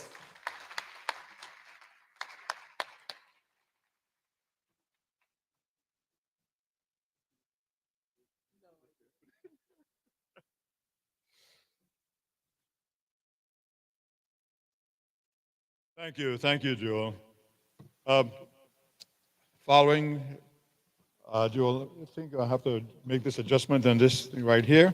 So David Kawari, another good buddy, a friend of Addie's, and I'd like to present him to you right now.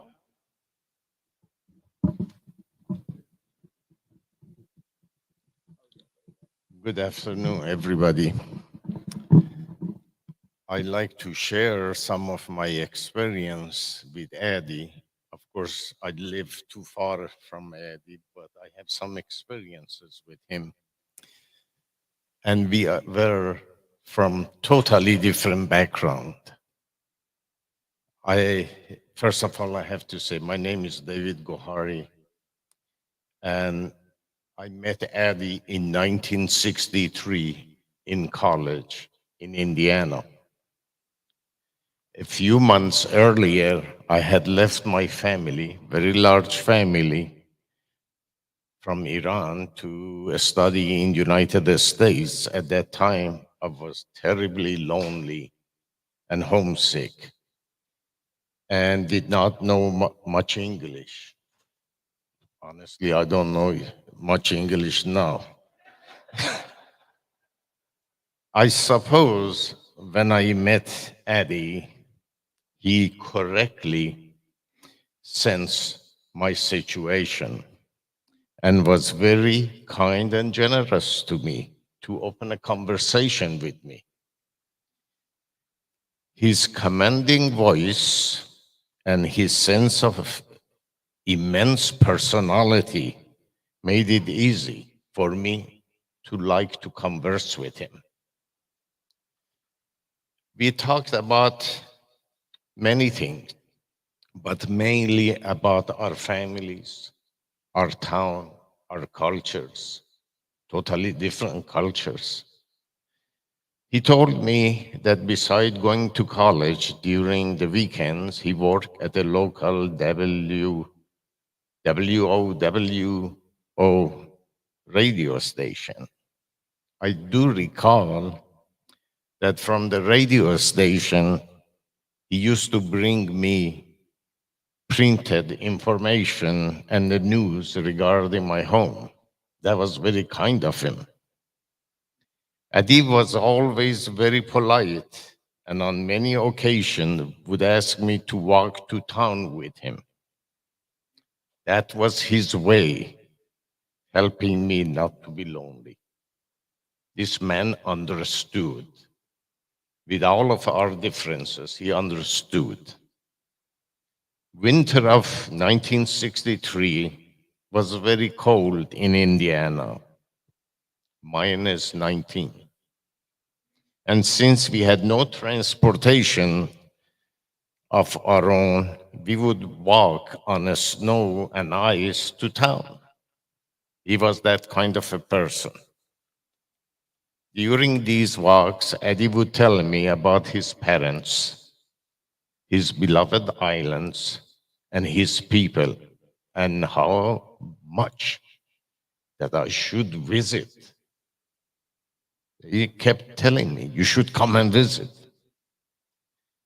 As my situation normalized, doing what friends do, I remember I used to help Addie with his math problems. And believe it or not, he would write love letter to the girl I liked for me. Addie was very proud, hardworking man, and, and loved his family very much, and worked diligently on creating his own vision of the future. I like people to pay attention. I have come and see this totally different person, but he has a vision. Doesn't mind to tell me what it is. I would like to share with you the following that I learned during our friendship. I also hope that many of you benefit from our friendship experience. This is what I understood from Addie. While, like all of us, he had flaws, he had so many great qualities. He knew what exactly he wanted to accomplish from day one. This is very unusual for a 20-year-old person. Their mind go all over the place, but Addie knew exactly what he wants. He was dedicated to his vision of what he wanted to accomplish.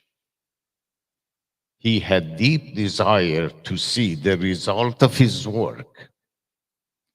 He was able to forgive misdeed of others. I can give you one example. I believe it was the middle of 1970s. Addie asked me to purchase a car for him in Los Angeles, and he would come and drive it across America with Mary and take it to the island. About 9 months later, he called me. He said, I have a problem. I said, what is it? He said, I took my car, only 9 months old, to the mechanic. He said, the engine is dirty. It's a brand new car. And I said, what happened? He said, well, after 7 days waiting for the engine get cleaned, I went to the shop and I noticed the engine of my car in 200 pieces on the table and somebody cleaning each pieces. So somebody abused him. But Addie did not do anything against the fellow. He forgave him. And you don't find forgiveness in a small people. The man has to be great to forgive. He had a strong desire to help and support others. I heard a lot today that he helped other people. And from my perspective, that's what I learned from him. And believe it or not, I know Addie for 59 and a half years. I never saw prejudice from this man. It's not an average man. He had no prejudice.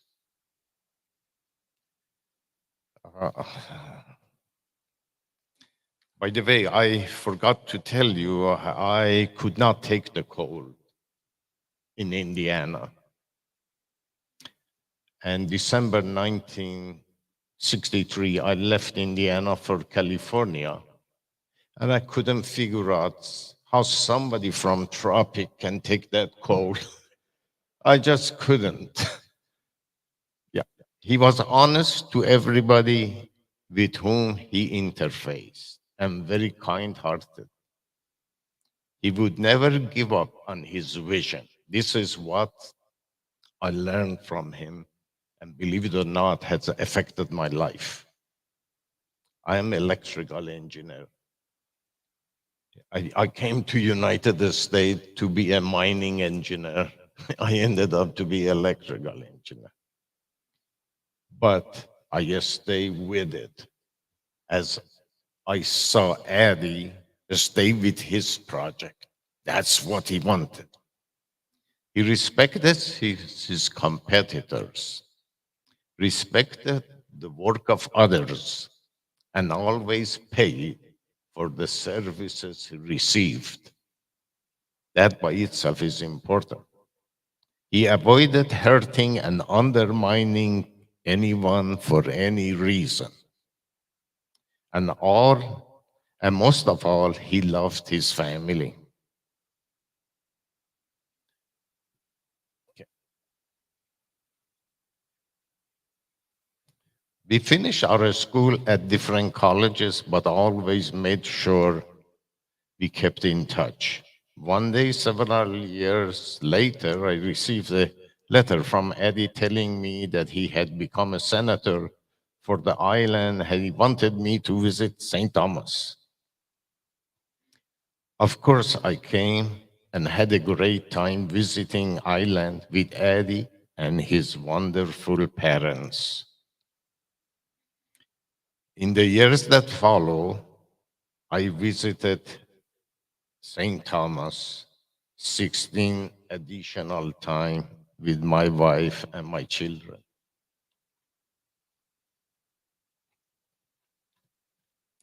In 1989, I was asked by Mary to come to the island about Addie, without Addie's knowledge, and attend the roast of Addie. Except I forgot to explain that to my son. I brought my son Daniel with me. He was 8.5, 9 years old. During the roasting, my son, who didn't know the purpose of a roast, became very upset and could not understand why anyone would make fun of Addie and say mean things about him. He even told me he wanted to yell at the roaster to leave him alone. Addie was loved by my children. What I enjoyed from knowing Addie is not hard to explain, as you know. One time we were on a boat, middle of the ocean, and suddenly he gave me his radio and said, "Hey, you are on the line, you on the radio, talk." And I almost fell off the boat. But Addie also number of times visited me in Los Angeles. I used to take him to Dodger Stadium with all the boxes of rum he would bring as a gift. He came to our house 6 years ago, and before he come to my house, he visited my son's house in Henderson, Nevada. My son called me and said, "Dad, Addie is ill." I said, "Okay, well, but he's coming here." I went to pick him up from the airport. He could not walk. He literally could not walk. So I asked him to sit on a chair, and I brought the car to the, our town is a small town. You can come close to the building for the airport. Believe it or not, I took Addie home. Half an hour later, I had to take him to hospital. He asked me, he said, please take me to hospital. I don't want to go to hospital, but take me to hospital. So I took him to hospital. We have a very nice hospital. And that was 9:30 at night. I left the hospital maybe 2 o'clock, 2 a.m. And the physician told me he's very lucky. Why, to come hospital is lucky? He said, no, 6 hours later, he would have died from blood infection he had received from cleaning his tooth. Anyway, he stayed in hospital 5 days and then stayed with us in our basement, broadcasting to his radio station from 4 a.m. to 8 a.m. every day he was there. He did that one another year also. In my point of view, these following statement I say shed some light on my friendship with Addie.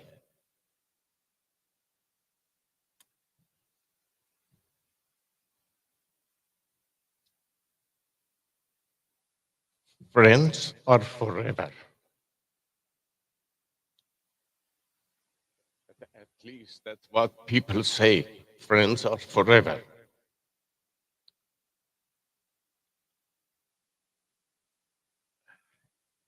They will laugh and cry along with you. Friends lend an ear and support your crazy ways. Friends can be relied to respond to your call. They always come running to get you before you fall.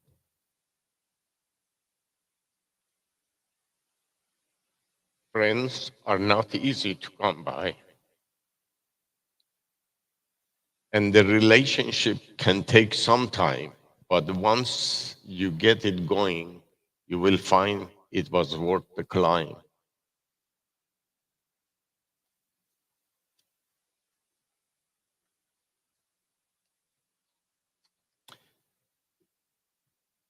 Addie, from my point of view, never forgot to help others who needed his support. A friend is someone in your life that cannot be replaced. And when the good friend dies, also part of you dies.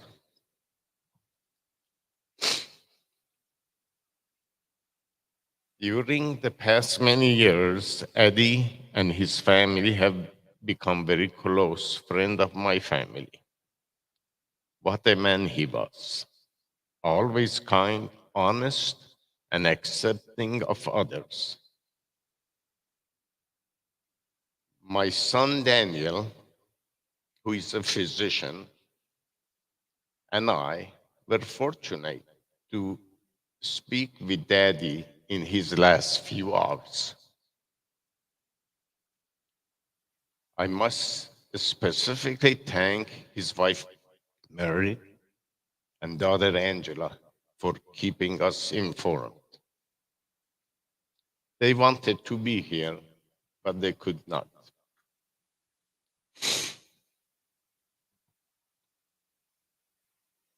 Addie, my family, and I, from depth of our being, do honor you.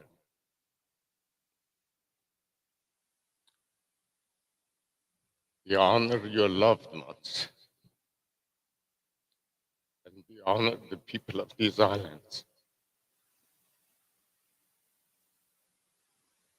May God bless you, your soul, my friend.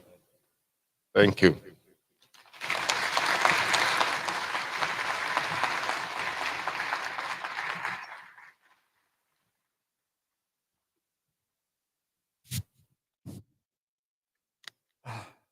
Thank you, David. Thank you very much. Addie used to always say, don't mess with Whopper. But there's another person he said, don't ever mess with. And he's coming up to the microphone right now. The president of the University of the Virgin Islands, Dr. Hall. And he said, don't mess with Dr. Hall.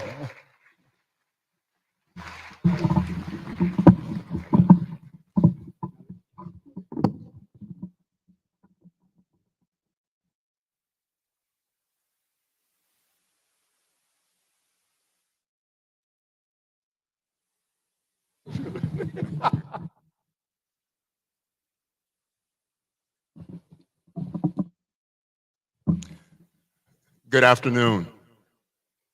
On behalf of the entire University of the Virgin Islands family, and on behalf of my wife Marilyn and our family, I want to share our love, prayers, respect, and sympathy to the wife, children, and family of our beloved Addie Ottley. The university is honored and humbled to host this celebration of his life, and I am honored and humbled to welcome all of you here, Governor Bryan, our senatorial leaders, and all distinguished guests. For me, Addie was more than the voice of the Virgin Islands. He was one of the most treasured and effective ambassadors. Though not appointed to office to fill this role, he filled it through his heart and soul, and graciously embraced those who were born here and those from afar. When I arrived and assumed the role of president of this special university 12 and a half years ago, Addie opened his heart, radio and television programs to me in ways that no one else did. But the magic of his connection was not just the access. It was the genuine interest, respect, and enthusiasm he consistently shared with me about the university and about the Virgin Islands. I always felt at home in his presence and in his Virgin Islands.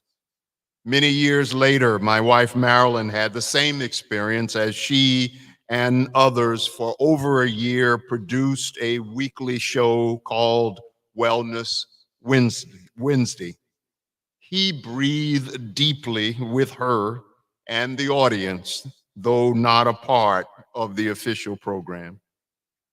Addie was and still remains such a model for our university students. He embodied two disciplines which are central to our mission: communications and entrepreneurship. We want our students to combine these talents as he did and take them to another level, which was always his aspiration for these islands and his people. This brilliant man stretched the boundaries of communication. He did not accept the traditional Western concept that the journalist must be detached and distant from the subject or the story. Addie loved the subject and the story, which allowed him to convey it in such a manner that others felt connected to it.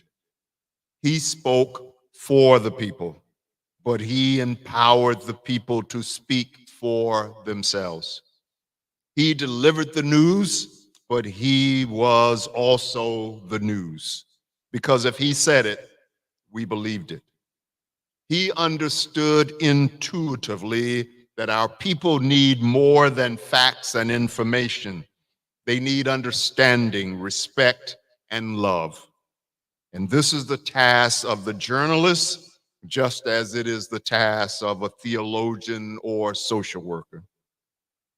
One of my greatest joys in this role as president was to present to him on this very stage an honorary doctorate degree in humane letters from the University of the Virgin Islands in 2018, which entitled me and the world to call him Dr. Addie Ottley. This honor was bestowed in part because of his unselfish leadership and service to this community during and after Hurricanes Irma and Maria in 2017.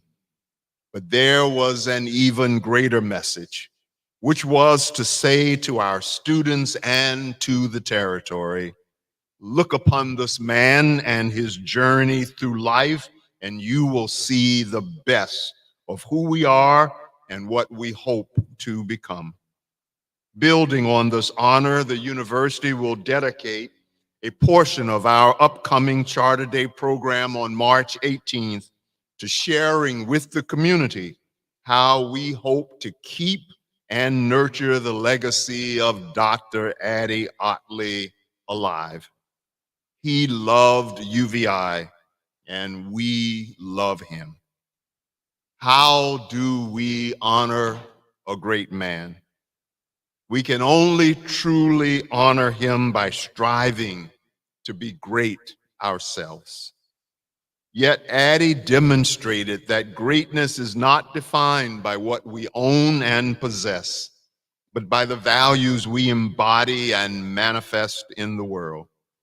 Greatness is not an asset of our positions, but a property of our hearts and souls. When we are great in this manner, then our challenges and weaknesses will not deter our impact on the world. Addie, my beloved friend, was not perfect, but he was perfect for me and perfect for these islands and its people that he so dearly loved. May we stand with his family. May we keep his spirit and legacy alive. May we strive to make our lives better, which was always his greatest dream and desire. May God bless his spirit, the spirit of this great man, and may God comfort all of us as we mourn his loss. Thank you.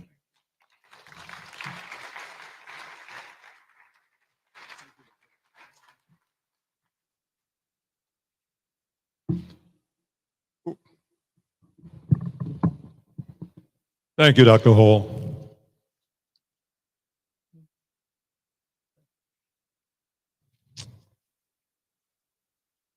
Next, we have a poem, Footprints in the Sand, by Janine Francis Brown. I'm going to put it this way, the better half of Robbie.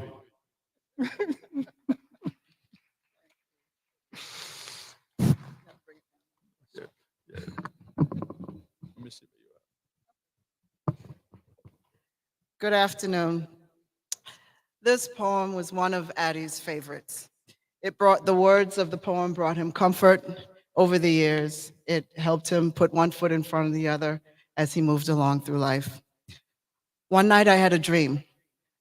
I dreamed I was walking along the beach with the Lord, and across the sky flashed scenes from my life. For each scene, I noticed two sets of footprints in the sand. One belonged to me, and the other to the Lord.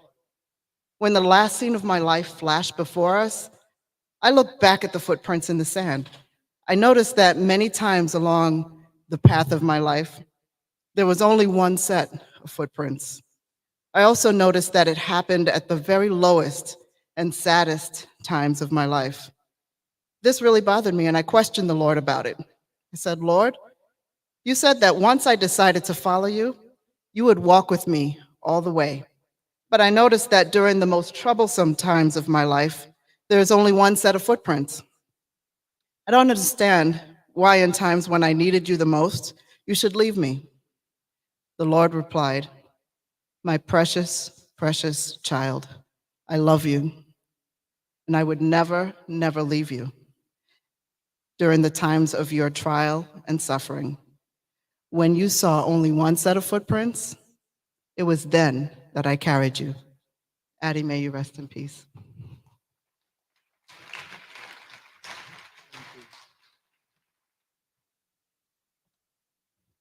Thank you, Janae.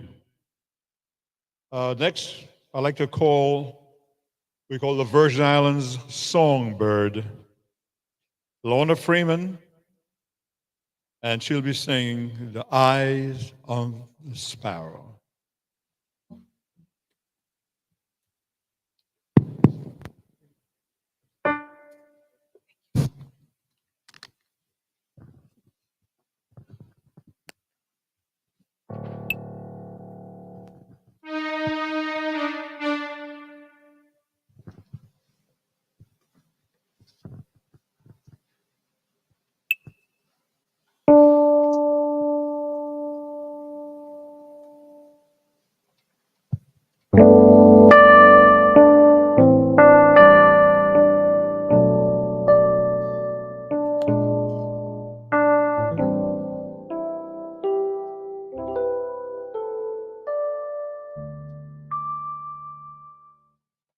Why should I feel discouraged? And why should the shadows come? And why should my heart feel lonely and long for heaven, my home? When Jesus is my portion, a constant praise He. Oh, He's on the sparrow, and I know He watches me. His eyes on the sparrow, and I know He watches me. And I sing because I'm happy, and I sing because I'm free. Oh, His eye is on the sparrow, and I know He watches me.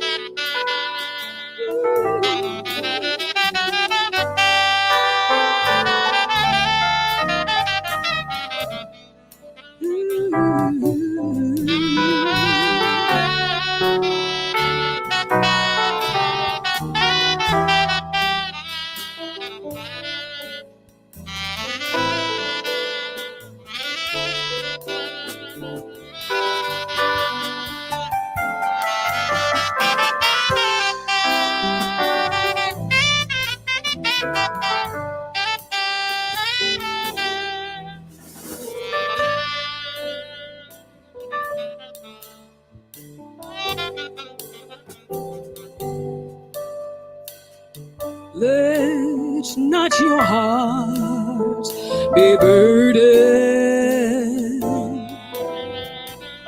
He's tender as I and resting on his goodness. I lose all my doubts and fear. Go by the path he leadeth, but one step I will see of his side. He's on the sparrow, and I know he watches me. Oh, his eye is on the sparrow, and I know he watches me. Oh, and I see, because I'm happy, I see, because I'm free. His eyes on the sparrow,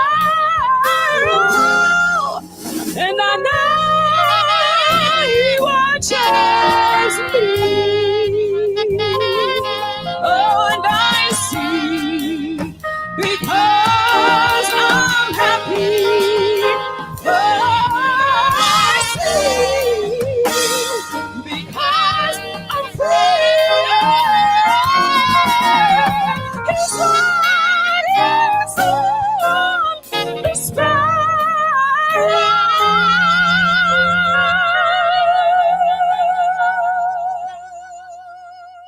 and I know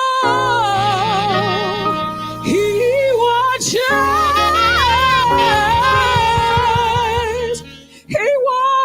over me.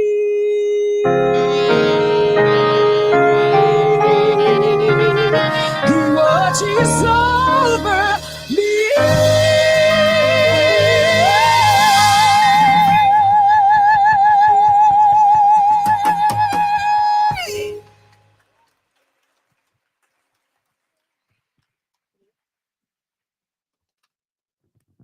Lorna, thank you. Thank you very much. Wonderful. We can continue our tributes. And I'll ask Dion Parson, who is here with his friends, and I'll tell you who all the friends are in a minute. But Dion, I know you have stories, and I hope some of the stories that you don't tell. So I'm going to leave it at that.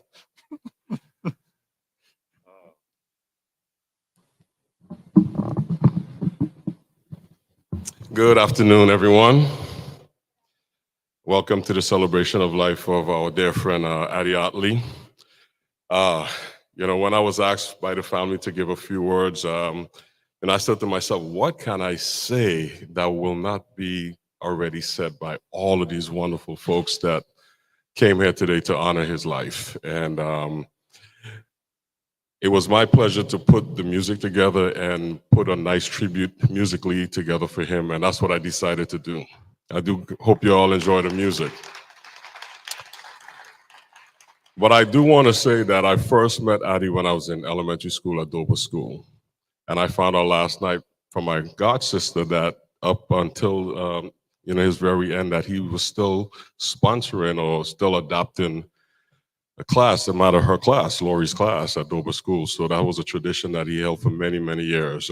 Addie was running for the Senate, and that's how I learned about politics as a kid. And he ran for the Senate and he got in. And fast forward to my college years coming home, I would always see him and I would be playing performances around, and he would always come and talk to me and ask me what I was doing. And You know, he took an interest in what I was doing, and always supported the music and would tell me to come on the radio, share with the folks what I'm doing. And once I got out of college and started playing professionally, he would just randomly call me. Hey, D, what's going on? What's happening in New York? And I said, well, I'm doing this, I'm doing that. He said, well, call me. Let's get on the radio. Call me. The folks need to know what's going on. So I said, cool. Every once in a while I would call, and every once in a while I wouldn't call. And then I would get a phone call like 6 in the morning. And you know, between the daylight saving time, Addie's calling, D, wake up.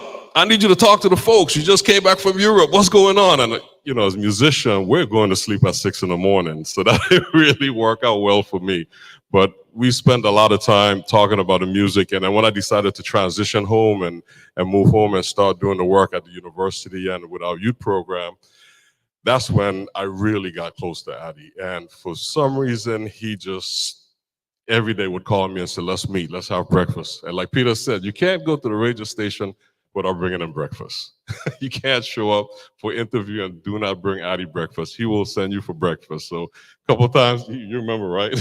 A couple of times I showed up and running late and didn't have breakfast. You didn't bring me breakfast? Okay, you have a half an hour. I'll push you back in half an hour. So, but we spent a lot of time together with our students. He would come to New York. We'll be performing at Jazz and Lincoln Center.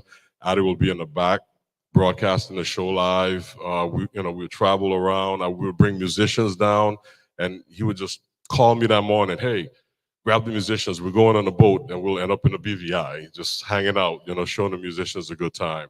You know, we know he was an advocate for the Virgin Islands. He was an advocate for the people of the Virgin Islands. He invested in people. I'm one of them.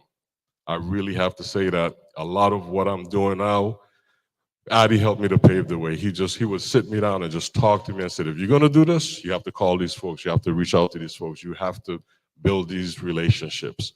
And I thank him for that. I really do thank him for that. He's a major contributor to my success here in the Virgin Islands. And I'd like to thank Mary, someone that I've known as a little kid.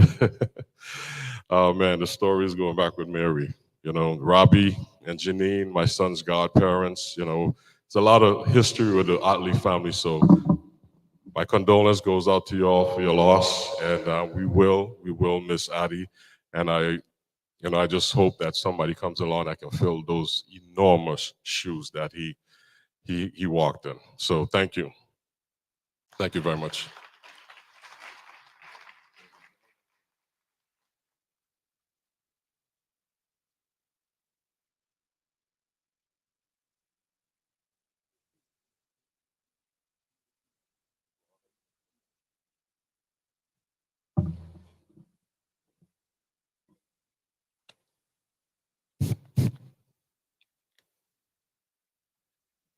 Well, there's a gentleman from St. Croix.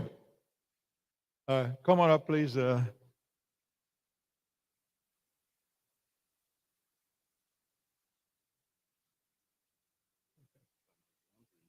Oh my God. Oh God. We served in the military together, and I just didn't recognize him. Kel Jones. Oh, that. Okay.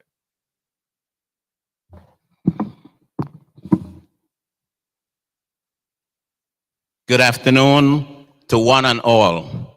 My name is Stanley Jones, and I'm the state chair for employer support of the Guard and Reserve here in the U.S. Virgin Islands. Let me first extend condolences to the Ottley family, from my family, and the children of the late Charles and Estelle Jones of Smith Bay. Particularly, I bring greetings from my brother, Ray Jones, as they would know him on WSTA, Brother Ray, who worked at WSTA with Addie Ottley for over 20 years.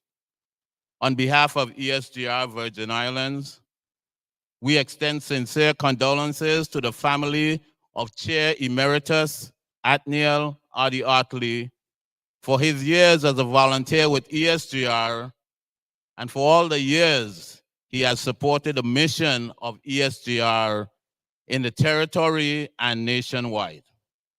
Employer support of the Guard and Reserve is a Department of Defense program started in 1972 to develop and promote a supportive workforce for service members in the reserve components. This year, 2022, we are celebrating our 50th anniversary.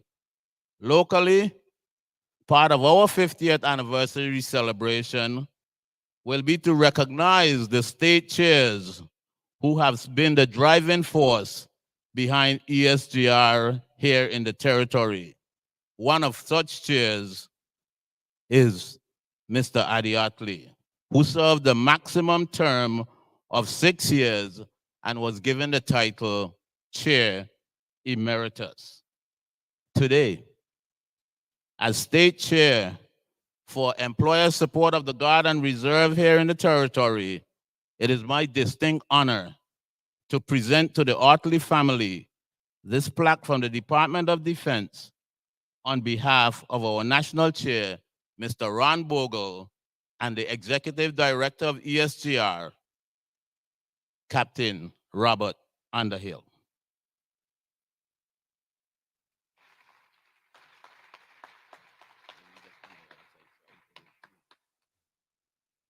The plaque has the emblem from the Department of Defense, United States of America, presented to the Ottley family in honor of their dedicated support of Athniel Addie Ottley, State Chair for the U.S. Virgin Islands.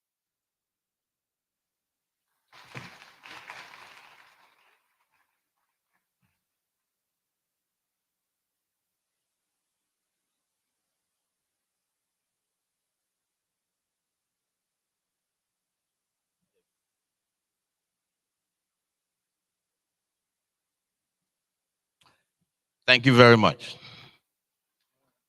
Is this one yours? I don't think they just brought it up. Sorry, didn't recognize you. And talk about recognizing, the other person following now is another person with whom I had the pleasure of serving in the military, Brigadier General Lake. Would you please come up? Timothy Lake. Oh, I'm taking away his job. And, we don't want the union to get after me, so I'm going to let him do it. I heard that.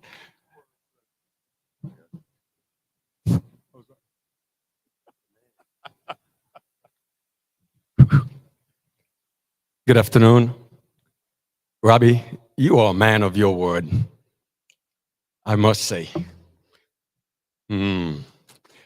Anyway, to a fellow Savanero, Addie Ottley, my brother, mentor, friend, thank you for your years of service to the people of the Virgin Islands, the Caribbean, and to I. Your service during natural and man-made disasters were priceless and can never be repaired. From hurricanes to infrastructure concerns, to potholes, noise ordinance, litter acknowledgement, and the promotion of everyday Virgin Islanders here locally and around the world. During my professional development and growth in the military, during war and my many deployments with the White House Military Office, supporting 3 presidents, the Joint and the Army staff, Addie was there in spirit and at occasions in person. Broadcasting this Virgin Islanders experiences during my change of command as the first African American to command Camp David.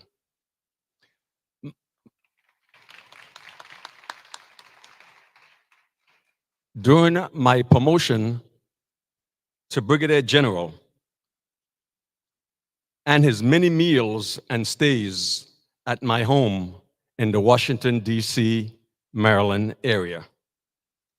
John F. Kennedy notably stated, ask not what your country can do for you, but what can you do for your country, your community.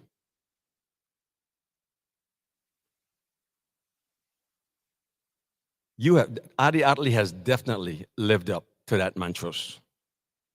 On behalf of the people, okay, on behalf of his people, okay, your community around the world at Megan's Bay, Cookie Point Beach, Dushies by the Sea, and your fish-loving restaurants and watering holes.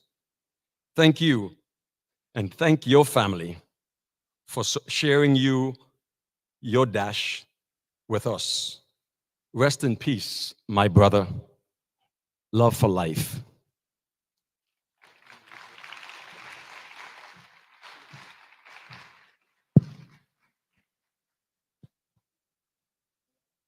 Okay. Lloyd Williams. I think Addie mentioned your name a couple times today. And there's a couple things I also know about you, which we're not going to talk about today, but I'll let you talk about it. Lloyd Williams, former senator.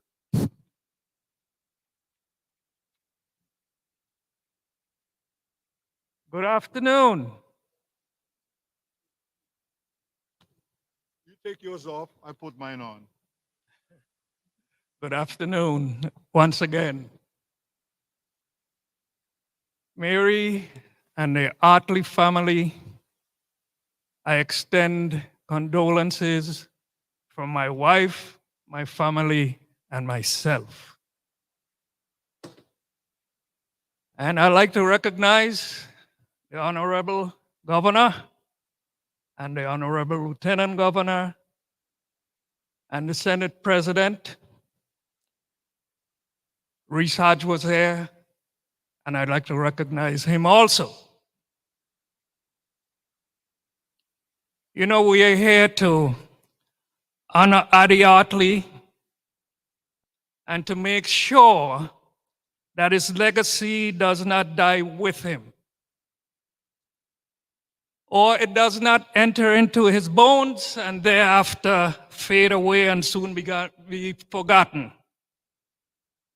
From the time of the announcement of his death, we have been justifiably memorializing his many attributes and his many meaningful contributions. However, let me take a page from some of our cultural bearers in the personages of our Calypsonians. I am not here to repeat the following. One, that Addie Ottley was honored by the legislature in Act 8409, 8509, and a street was named in his honor. I am not here to tell you that he is an icon, that Addie was a proud Savanero. A lot of good came out of Savan, but I'm not here to repeat that.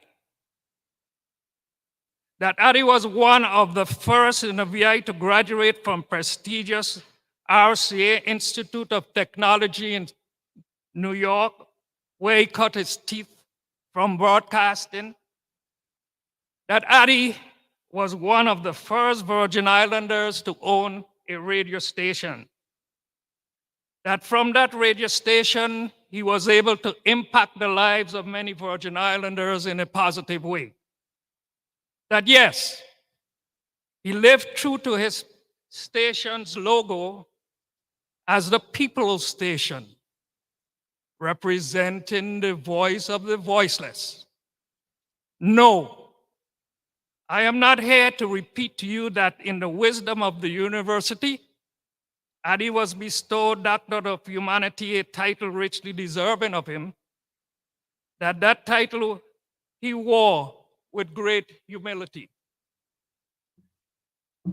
You ask, Lloyd, why are you here? If you're not here to say all those nice things.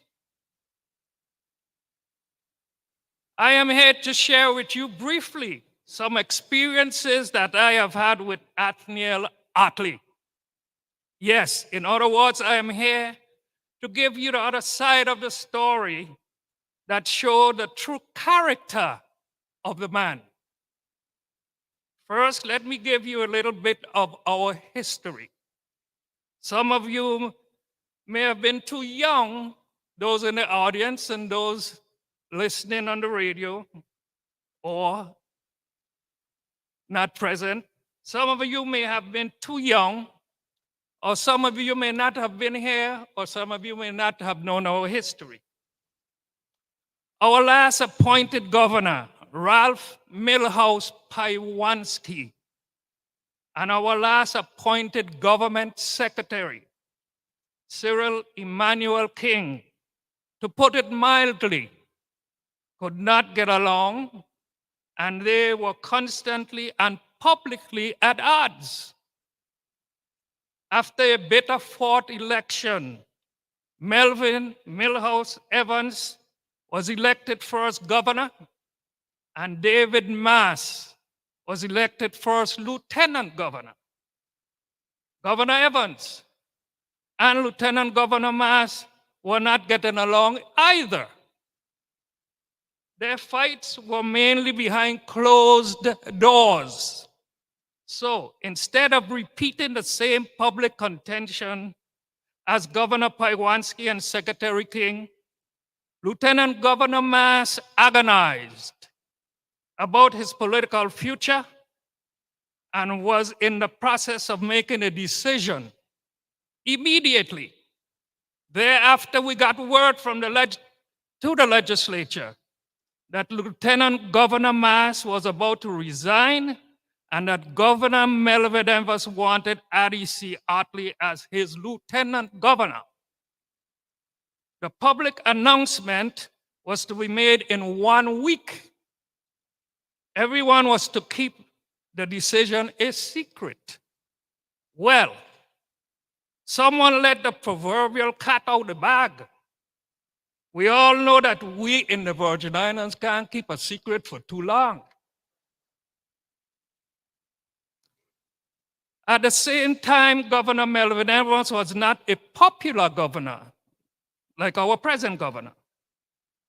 And Addie was a popular rising star within our community. Everybody loved Addie. Addie had a radio station, etc. Well, all hell broke loose from within the Democratic Party and the community against Addie taking the position. Many individuals, Democrats, ICMers, independent voters, and few Republicans expressed their opposition to Addie taking the position. Some even went on his radio station to express this opposition. I was given the task to quote and unquote talk some sense into Addie's head. I did speak to Addie at length. Addie kept repeating that someone had to serve who could represent the will of the people. Addie's mantra, service above self, was deeply embedded in his heart. In spite of the public outcry, Addie accepted the position, and the rest is history. I am also here to tell you that if you think that our first elected governor was unpopular, there was one entity that was unanimously more unpopular in the Virgin Islands. You don't all have to guess. It was WAPA. There was hardly a day that would pass without having a major power outage and the unavailability of water, especially in the different housing projects. A major voting block for us people, us politicians so-called. In light of these major problems, Addie declared that WAPA was his favorite utility and that he would be their advocate. Things got so bad that the administration decided to do something about WAPA. The electrical side of the utility was too great and would cost too much money. So it was decided to solve the water side. The governor sent down an appropriation of $1.5 million to purchase new water plants. $1.5 million in those days was a lot of money. The problem was that the governor wanted to buy water desalination machines from the same company that was giving us the problem. Apparently, the word was spread internationally throughout the desalination marketplace that the U.S. Virgin Islands had $1.5 million to spend on new desalination machines. Word came to me at that time that there was a successful system developed in Israel. I was able to reach out to them and they sent a delegation which made a presentation that impressed some of my fellow colleagues. We eventually purchased the machines, and ever since, we have solved the water problem here in St. Thomas. I was told by Addie that he was not there for the debate, but that one of his employees told him that Senator Lloyd L. Williams was against the bill for WAPA. For over 30 years, Addie was under the impression that I was against the bill for WAPA, and as a result of his impression, he spread the word that I was against WAPA, thus losing me some votes. Last year on WSTA, he represented this misinformation. I called Addie in his cell, I got it, and told him that he was slandering my name with this misinformation. He promised me that if what I told him was so, he would correct the record and that I must call the radio station, and with him on the radio, he would set the record straight. Meanwhile, before the radio conversation, he called James Lewis, the researcher at the legislature, known as the 16th senator. He informed Addie of the truth from the records.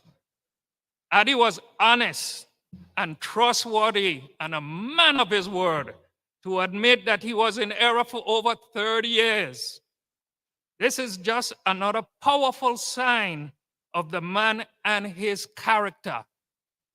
Finally, I must share with you one more thing that Addie Ottley was famous for. That is his enormous and famous appetite. Those around Addie in those days knew that Addie, quote unquote, loved his stomach. I had a CAHS classmate from 1962 who was an employee of mine by the name of Franklin Scobo Francis, who was one of our excellent man cooks. Addie somehow found out about Scobo and his culinary skills.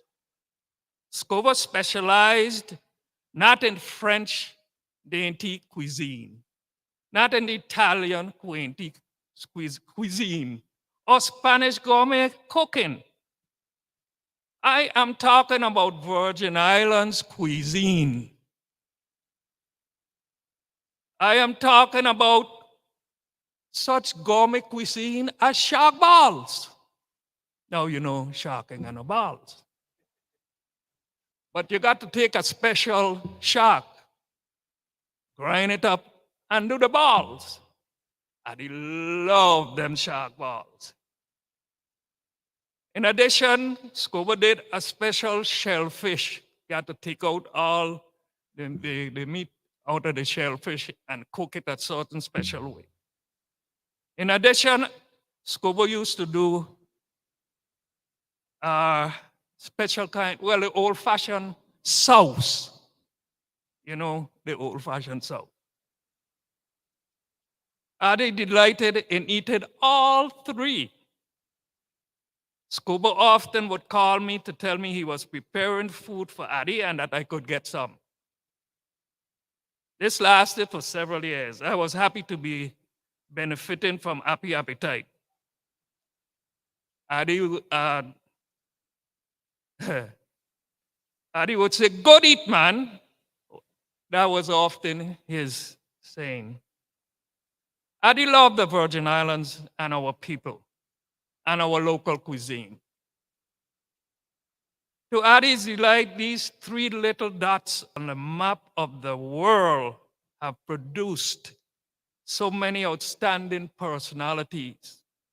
And this would put a little meat on what Joel was saying and what Addie, before he died, stood for. We all know that Alexander Hamilton grew up in St. Croix, and he was one of the most influential persons on the development of our nation. We all know about Tim Duncan, who was one of the greatest, if not the greatest power forward in the NBA. We know boxing champions Emil Griffith and Julian Jackson. Diplomat par excellence, Ambassador Terence Stadman.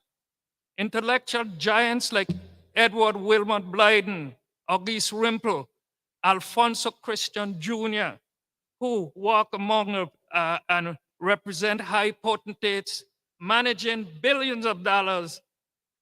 And finally, here at the university, we have had Rhodes Oxford scholars. We have had a number of them. Per capita, I don't know if there is any place in the world that has produced so many talented individuals in so many areas. In closing, and this is especially to the legislature, to the governor, and to the university. In closing, I can think of no greater honor to keep Addie's legacy alive than having the legislature, the governor, and the university creating a chair in the name of Athniel C. Ottley. A chair in the name of Addie Ottley.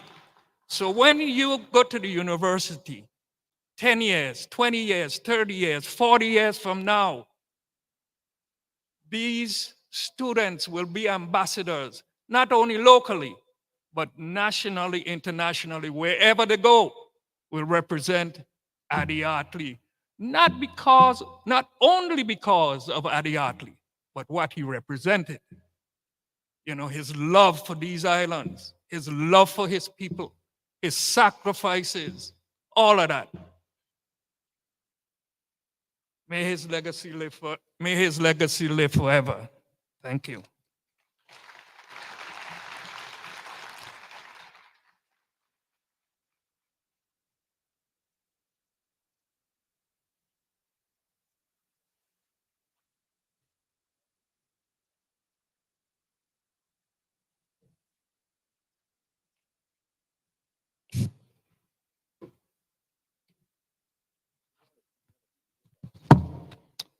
We have to have a few changes in the program because we must move along.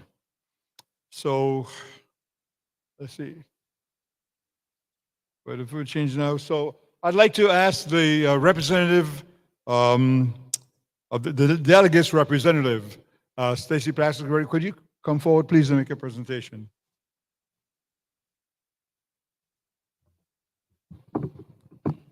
All right, thank you, sir.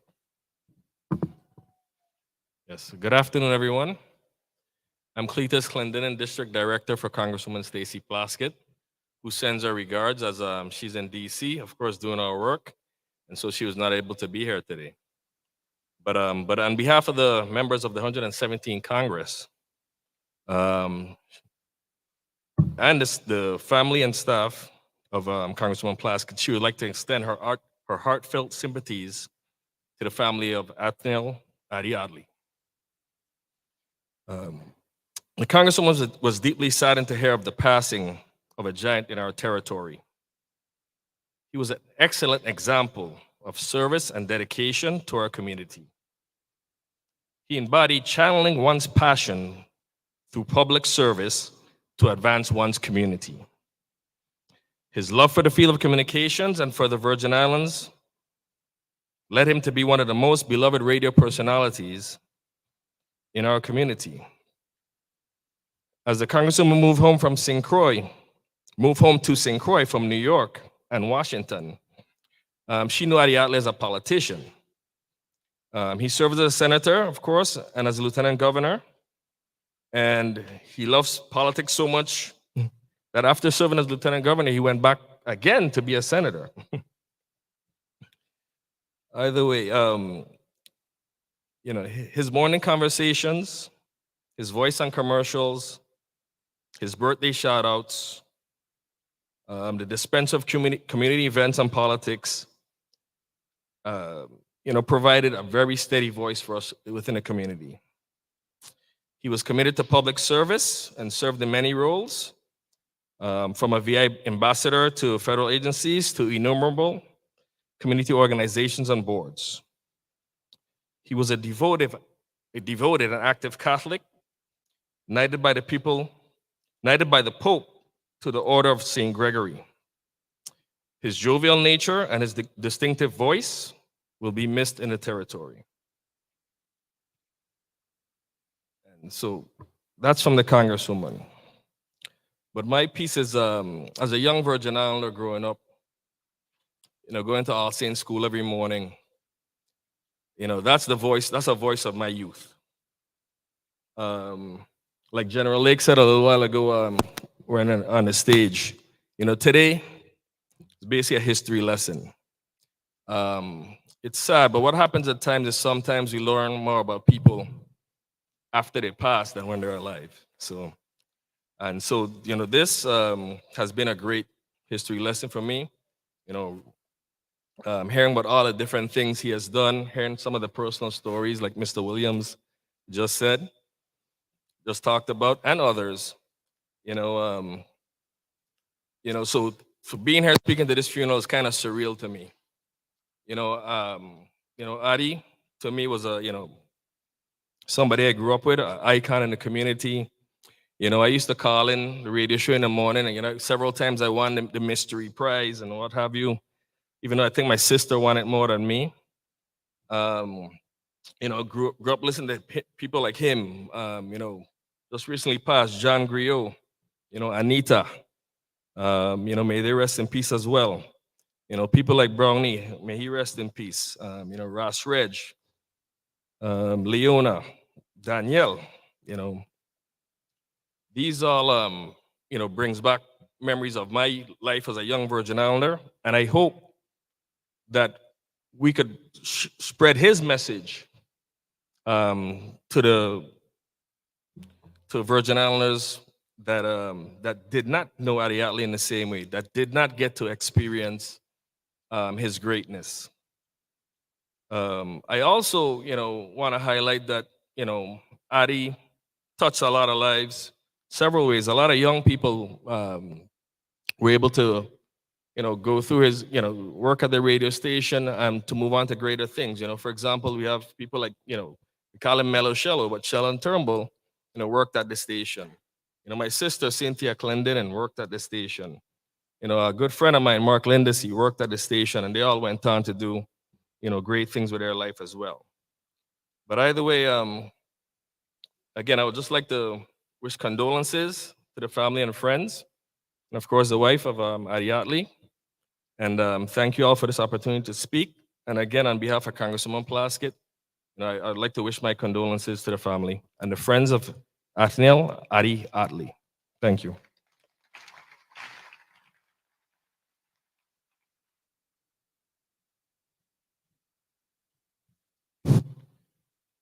Continuing, in the interest of time, I'd like to introduce right now, invite to the microphone, the President of the Senate, Honorable Donna Fred Gregory, President of the 34th Legislature of the Virgin Islands.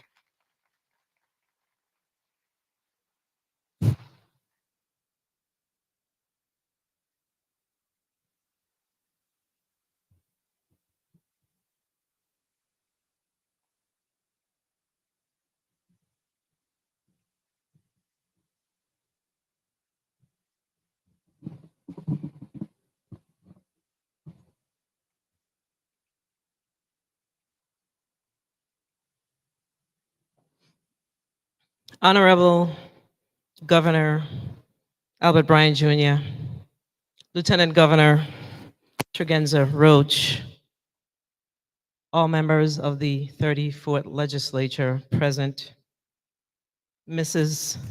Mary Ottley, Addie's children, family, friends of the late Honorable Dr. Athniel Addie Ottley. Good afternoon. Good afternoon. It is with a heavy heart that I offer sympathies on behalf of the members of the 34th Legislature of the Virgin Islands and my family. Addie encapsulated the essence of the Virgin Islands. He served this community with VI pride as a legislator, lieutenant governor, and on several boards and commissions, and so much more.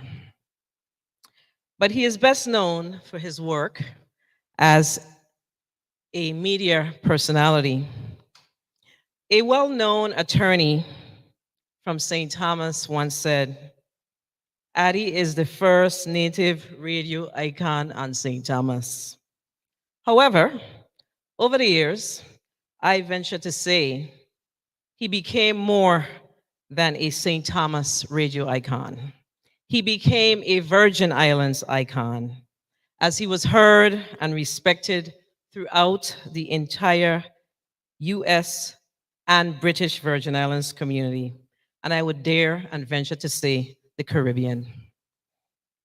His voice, unique and recognizable, was distinctively St. Thomian with a slight proper lilt, which resonated throughout the entire Virgin Islands.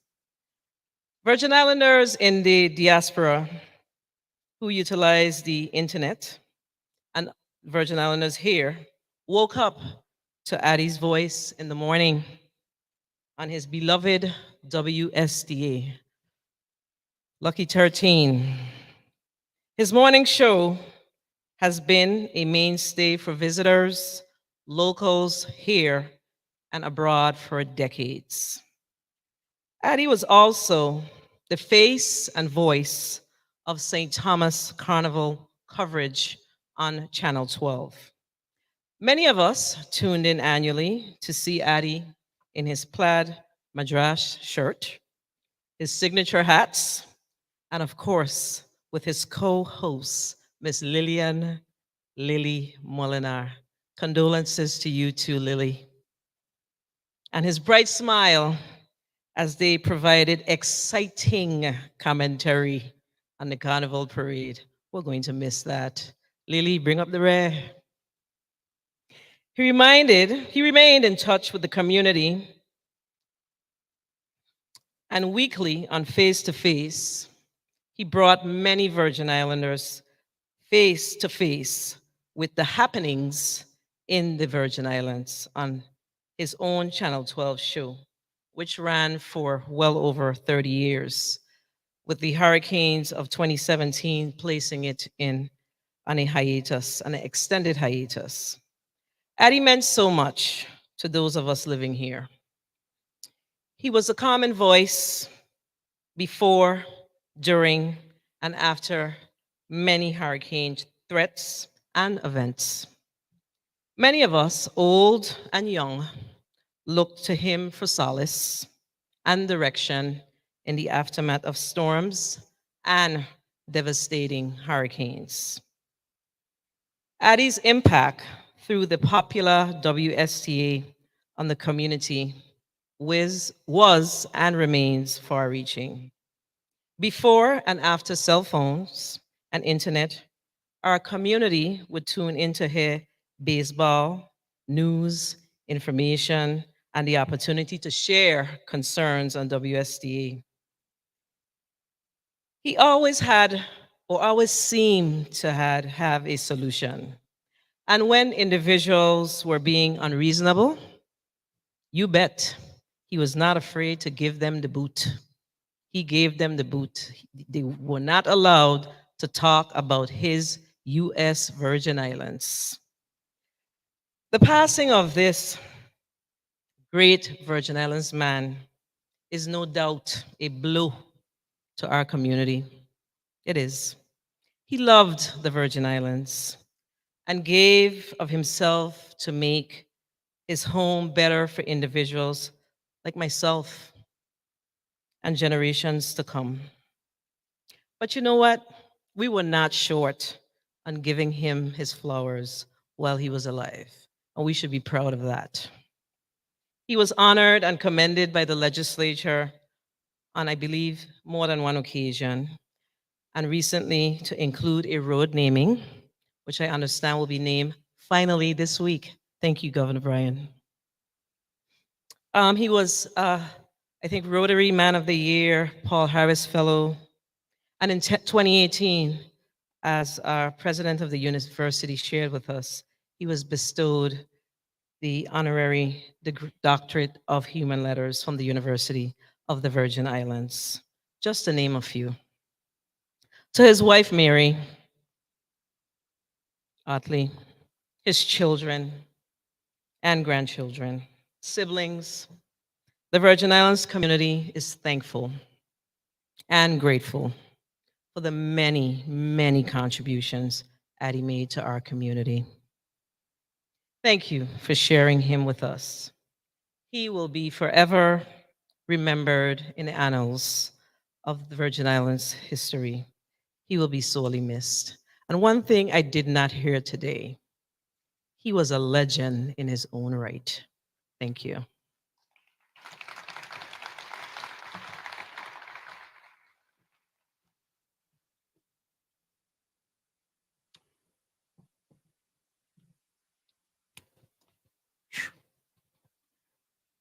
Thank you, Honorable Gregory Fred. I'd like to now introduce and have to come up for the Lieutenant Governor, Trugenza Roach, or Honorable Trugenza A. Roach, Esquire, the Lieutenant Governor of the United States Virgin Islands.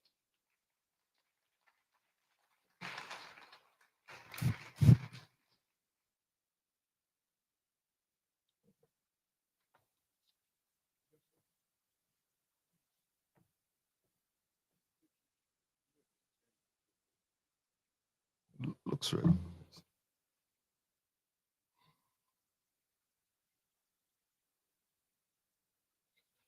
Thank you, Dr. Benjamin. Good afternoon to the Honorable Governor Albert Bryan, to the Honorable Senate President, Dr. Donna Fred Gregory, to all the members of the 34th Legislature, to the family of Mr. Athniel, Addie Ottley, to all those Virgin Islanders and visitors present, and to all those in the listening audiences. It is an immense task to speak of a man, a giant of a Virgin Islander, in just a few minutes. But there are some personal references that I would like to make. First, by extending my condolences to his widow, Miss Mary Ottley, whom I have known since I was a junior high school student. And when I was visit her in Inter-Island department store, and she would give me shirts for grades to support good scholarship. So I thank you, Mary, and I thank the members of the family, especially Addie's children and the extended family, for sharing him with us. One of the things that Addie was a staple on WSTA was a mystery question. Sometimes a mystery tune, sometimes a mystery question. And one day he had this question, and it was, how many 3-island units could you name in the Caribbean? Like 3 island states, right? And so people started, of course, with home. St. Croix, St. John, St. Thomas. And then you went a little to the west, and we had Puerto Rico, Vieques, Culebra. Then to the south, started St. Kitts, Nevis, Anguilla. Some people even said Saba, Statia, and Dutch St. Martin. And down further south, Grenada, Carriacou, Petit Martinique, and of course the ABC, Aruba, Bonaire, and Curacao. And then they stopped. And Addie was like, there's one more. Nobody can get it yet, right? And they were stumped because everybody thought of the two-island one of Antigua and Barbuda, but they had thought that the island that Ras Reg used to joke about, that he had made it up, Redonda. And so Antigua, Barbuda, Redonda was the last one that nobody had gotten because they thought Ras Reg had made up an island. Now, sometimes you would have people in the community, they would be speaking and they would say, why Addie asking that question? Addie don't know what that is? How he mean he grew up in Savannah, how come he didn't know what that is? And they mistakenly thought that he was just caught up in this trivia, when in fact, his trivia was actually teaching. Those of us who had not had that great privilege of having as much Caribbean history as we should have, learned about those groupings, and those of us who needed to be reminded of the culture of the Virgin Islands learned from him the references to Mafe and Beignet and red grout, because he considered himself as having this responsibility to share this place and to make sure people understood and valued the cultural references. Other people will tell you, as people have said, about this remarkable voice that could soothe people in moments of catastrophe and could bring a sense of order and a sense of calm whenever that is what our people and our community required. But what I noticed in the last couple of days was that some people did not understand the whole scope of his presence in the public life of the territory.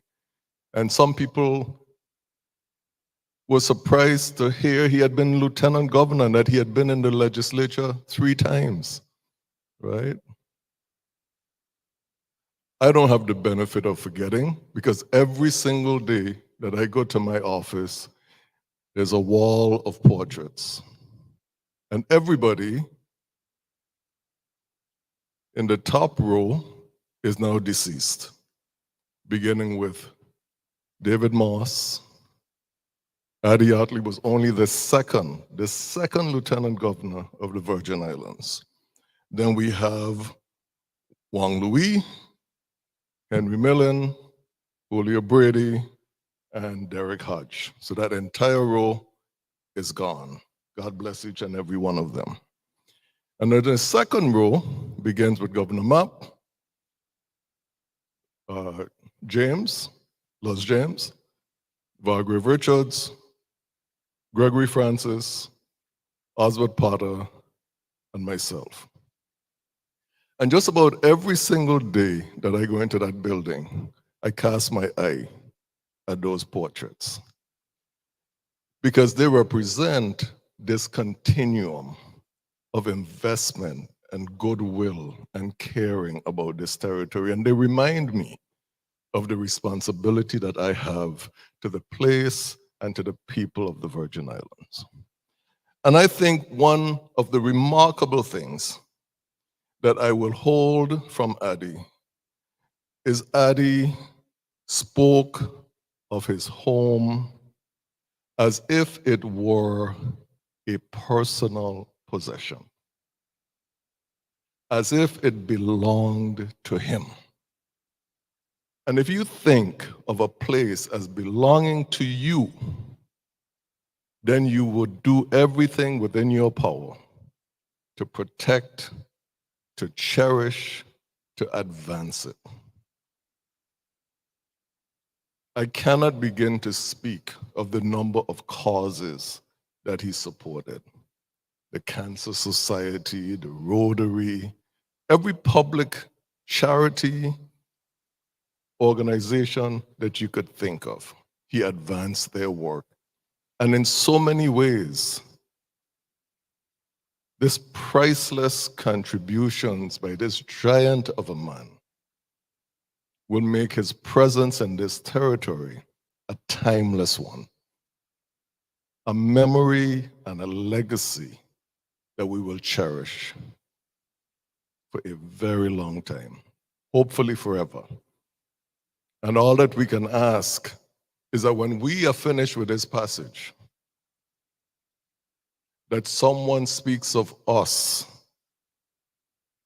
giving a memorial that we deserve, as in this instance we are doing, giving him the memorial that he deserves for treasuring this place and keeping it safe so that we could inherit it and grasp the responsibility of giving it to another generation. Thank you so very much. God bless each and every one of you.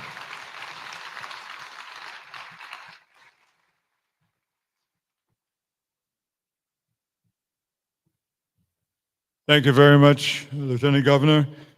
And keeping up with the change of the program, I'd like now to ask the Unparsoned Friends to come on board and render the prayer featuring Malvin Gums and Lorna Freeman.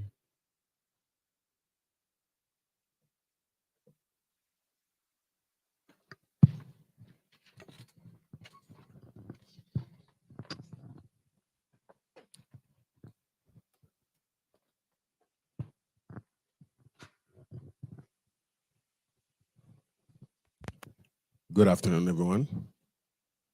This song is dedicated to the family of Mr. Addie Ottley. And it was by special request. We do hope you enjoy it.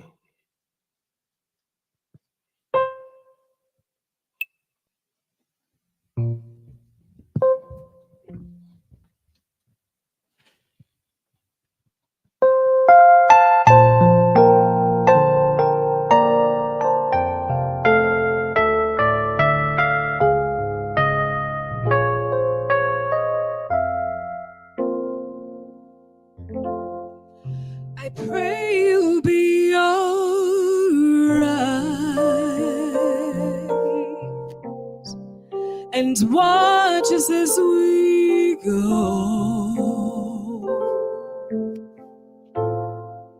and help us to be wise in times when we don't know.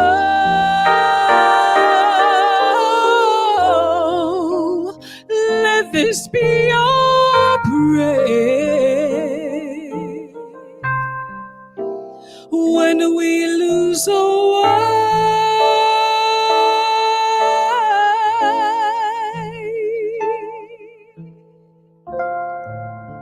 Lead us to a place,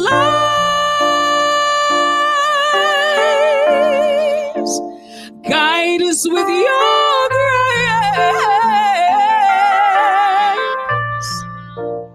give us faith so we'll be saved.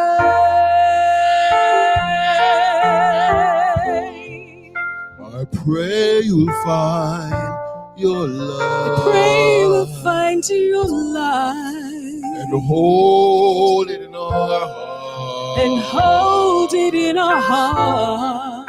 When stars go out each night, The stars go out each night. reminds us where you are. So let this be our prayer be your prayer.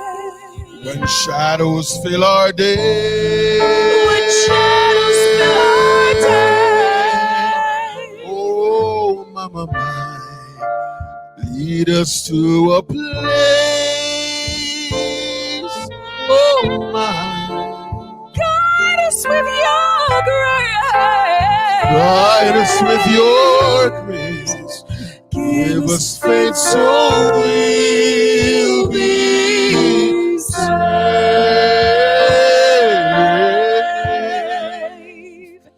All worlds where pain and sorrow will be ended, and every heart that's broken will be mended, and will remember we are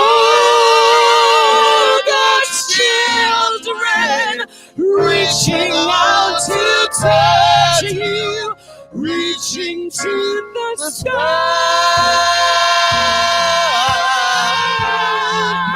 We extend life because we extend life because and watch us from above and watch us from Oh, yeah. We hope the soul will find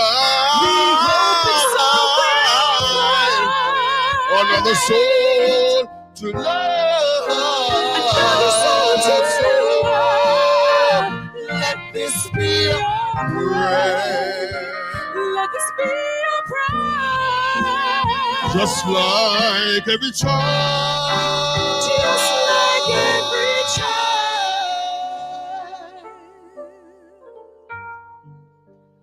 needs to find a place.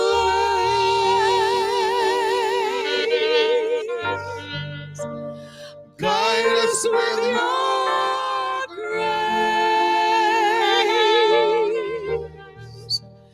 Give us faith so we'll be saved.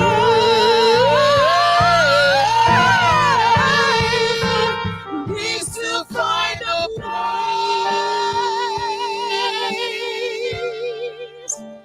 Guide us with your grace.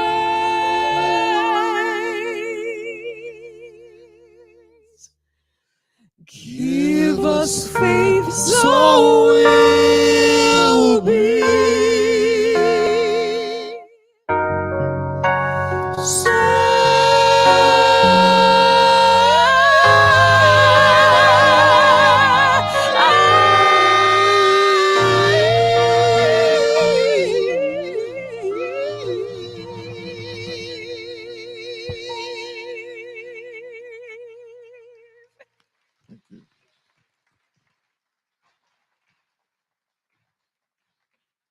Thank you very much. Thank you very much.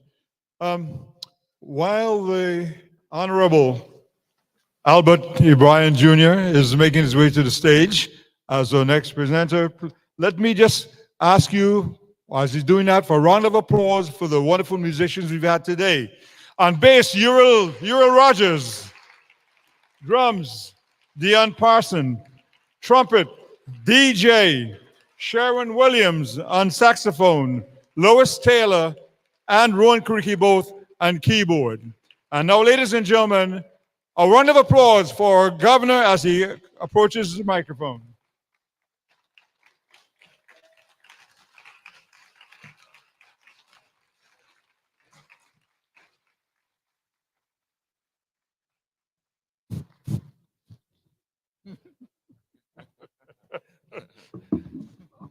Y'all laughing already. Good afternoon, Lieutenant Governor Roach, Senate President Donna Fred Gregory, members of the legislature, the cabinet, good afternoon, Virgin Islands. It's been a long day. No? Good afternoon, family. So I have to decide while I was sitting there what I was going to be, Papito or the governor today. First, I have to say it's just so wonderful to see you all. It's regretful that you don't see your family for years, and funerals always unite you. My brother has this morbid joke. He's like, every time I threaten not to come see him, he says, the next time all of us together, one of us ain't gonna be breathing. So I go. But, you know, we buried a lot of people in the family over the years, and a lot of sad funerals. But this is one where we get to truly celebrate, right? Because we gonna miss Addie, right? And just to let you know who I am, because everybody know me from my Auntie Joan. So that's the Pilgrim side. That's my mother's side of the family. But Ubaldina Westerman, who we know as Bina, is my great-grandmother, who carried me to church, that same church we just came from, made sure I was baptized until I led her to church and she passed away. She had 2 children, Aubrey Ottley and Grace Wilson. Grace Wilson is my grandmother, the green-eyed lady from the Lockhart school, from the Lockhart store. She had one child, and decided not to have any more because her brother had 17. And Peter was so revealing to them. Where Peter there? They still said that I live in St. Croix. Peter, well, my God. The man says, boy. His speech today explains so much about us and Savan because Addie was a prince of Savan, you know? My father was the only child, so you know he was a prince of Savan. And I was my grandmother eyeball, so of course, yes, I was a little spoiled. My mother had to remind her that she actually had 3 more grandchildren. She wouldn't even acknowledge them. Of course, you all could see why. and my brother would say exactly what Peter say. Peter, I get everything, you know. I had my own room in my grandmother's house, and all the rest of them had to share a room. But growing up on the hill, I want to first thank Addie for my wonderful cousins, the whole Ottley family, because, you know, back in them days, we used to babysit one another. Everybody would drop their kids off to Mama Iris' house, and she would figure out how to feed them. Or we would feed ourselves. And we had so many. I listened to people about their childhoods, you know, and some people are in therapy and stuff for it. But my childhood was so good. I mean, we didn't have any toys. We had to build all of them, right? We built all our toys. Our favorite toy was a piece of Formica sliding down the hill on it. And we didn't have any place flat because they didn't let us go too far. So we used to play baseball right on a hill up from Sydney George, scraping together to get 10 cents to get special. Everybody wanted their own. You had a quart, it was very special. And you know, Addie, the whole Ottley family, of course, was my father was born in 42. Addie was born in 41. So they all grew up like brothers, Flavi, Bernard, Andre, all of them, you know, grew up like brothers. But Addie was larger than life. And I could tell you without any doubt, I would not be here as governor of the Virgin Islands if it weren't for Addie.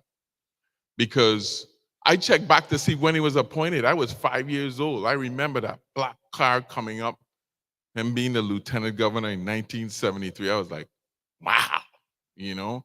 And he was always busy. And, you know, if he would come by Mama, he in for 2 minutes, he jump and he gone again. He had a driver there and he picked up, I think it was me, Andre, Alan, a couple of us.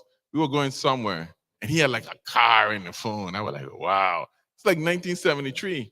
So you know he was important. And then he always smelled good. I was like, I want to be like that. He was always sharp, right? And he was handsome. So I was like, I wanted to be Addie Ottley. Listen how impactful. 5 years old, you know. And most of all, he had a pretty wife. I said, I'm going to get a pretty wife too. And this is my mind at 5 years old thinking about this. And every Saturday, all the brothers would come by Mama and cuss about politics and clean fish. You know, those were great days. And that lasting impression, you could think about that. Addie came, started on a ham radio.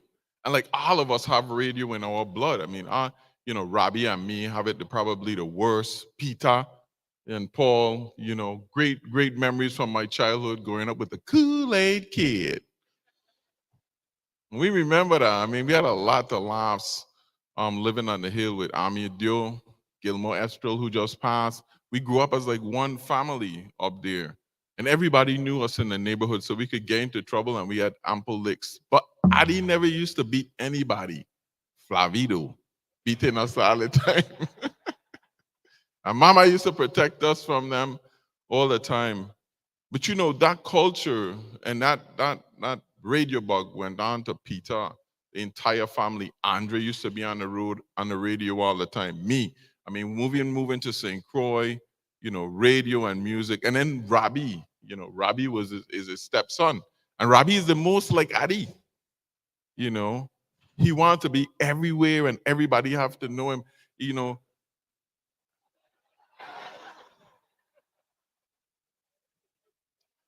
You know, when Alan, because remember Alan, well, y'all wouldn't remember, Alan and Andre and Frida and Angie, them, their mother lived in Indiana, so they would, when they come in for the summer, it would just be like so great because they're gonna bring all the new dance them and things so we could learn them before everybody else.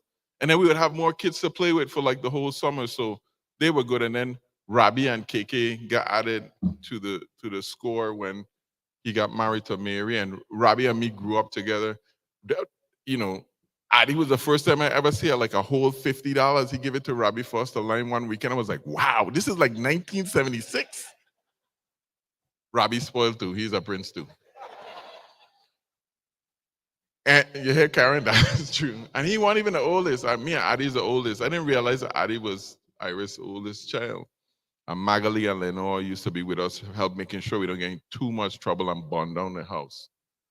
But all of that richness is what he brought, and he brought that to us and we love radio. I mean, I've been in radio in the States. I had a college radio show when I was in the States. I wanted to be like Addie, and even in St. Croix. And then, you know, I realized that I wanted to be a politician. At first, it's like a senator, but then, you know, why not go for the best? If you're gonna do it, right? And here I am. And he emulated that. The other thing that I realized is, like, you know, there's a whole era, and I would be remiss if I don't mention my cousin Alan, because Alan was the glue of our family. Addie's son gave him a kidney. I mean, like, gave him a kidney. I know Alan's smiling today because he's back with his father again, and Brownie and everybody else, everybody happy. But the Virgin Islands would never be the same because Addie brought such light. You know, I remember being here for Brownie funeral, and, you know, there's an end of an era for us. It was an era where, like Tregenza said, it was like his island. And now it seems like the islands belong to somebody else, since we are always beating on it all the time, whoever is running it. It's the end of an era where radio personalities used to make you feel good every morning, not talk about everything that's wrong all the time. You get so sometimes you don't think there's anything good. See, another thing I get from Addie was my optimism. I never realized it, but listening to Brownie and him all the time, they were always in a good mood. They were always could make a laugh, and they could always figure out a way to make it better, helping and giving back to your community. When you look at Addie's life and what he's done, it's like what everyone should do. I mean, he just retired from the radio like a month or two ago. You should ring out. You know how the toothpaste will be the day before payday? Don't act like y'all don't know. When you cut out the bottom of the toothpaste with a scissors, you know, and ring it around. That's what Addie do out of life, you know. And every time, you know, Yolanda comes to St. Thomas, she understands me a little bit more. And she reads, like, you know, there's no time to sleep. There's so much to be done, so many places to go, so many people to see all the time. So I thank you, Mary, for sharing him with us, because, you know, he was always gone. You never find Addie home. He's like, you go home to sleep. That's it. He was always doing something for someone. I think all of us need to embrace that. And, you know, it was so good to see Senator Williams today. Where he gone? He left? It was great to see him. Thank you, sir. I'll give him a round of applause. This is our legacy. You know, back in the day, I know I'm talking long and you want to go, but I had a lot to say. Back in the day, we wanted to be Roebuck and Williams, and we wanted to be Addie and Evans, and you know, we wanted to be those people. Those were our heroes.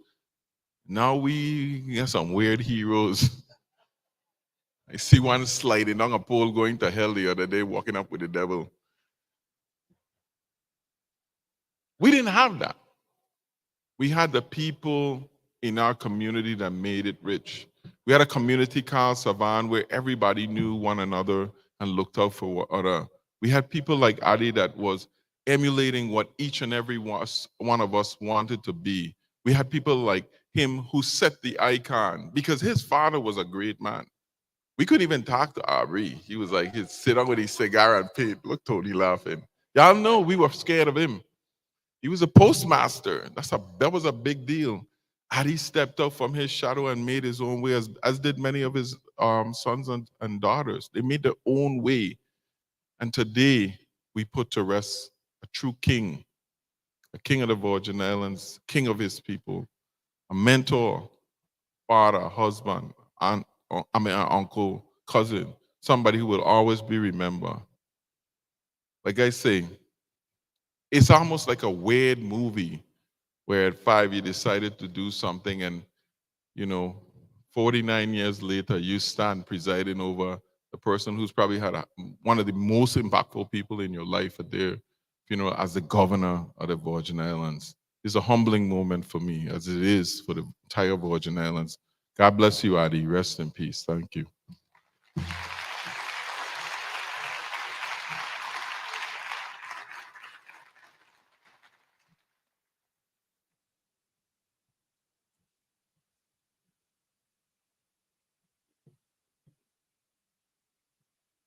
I want to thank everyone for coming, for being so patient and enduring. Thank you very much. So we're just going to do right now, People Like You, our Ezek song. Okay. Leslie Reimer, ladies and gentlemen.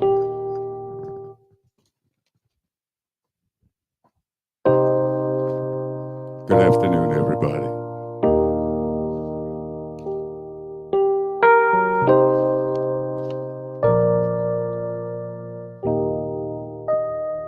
Whoa, oh yeah. Whoa, oh yeah. If you give a little more than you take, and if you try to fix more than you break, if you're the kind who takes the time to help a stranger in the rain, there's a place for people like you. If you stand up for those down on their knees and lend a voice to those who cannot speak, if you shine a little light, give sight to the ones who lost their way, there's a place for people like you. I've heard up there the streets are made of gold, and when you get there, there's a hand to hold. I believe when your days down here are through, there's a place up there for people like you. If you walk around with your heart on your sleeve, and if you try to be the change you want to see, if you lay down your life for love so someone could be saved, there's a place for people like you. I've heard up there the streets are made of gold, and when you get there, there's a hand to hold. I believe when your days down here are through, there's a place for people like you.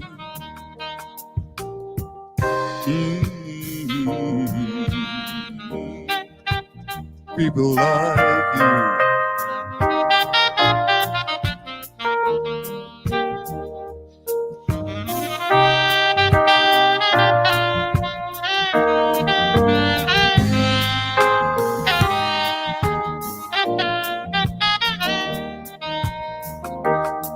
I've heard up there the streets are made of gold, and when you get there, there's a hand to hold.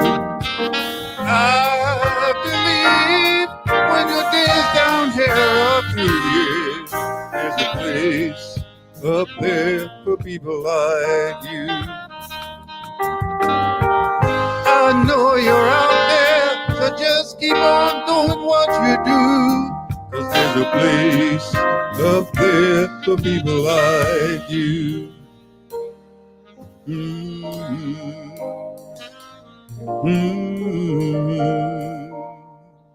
Out of many, one people we are. Thank you.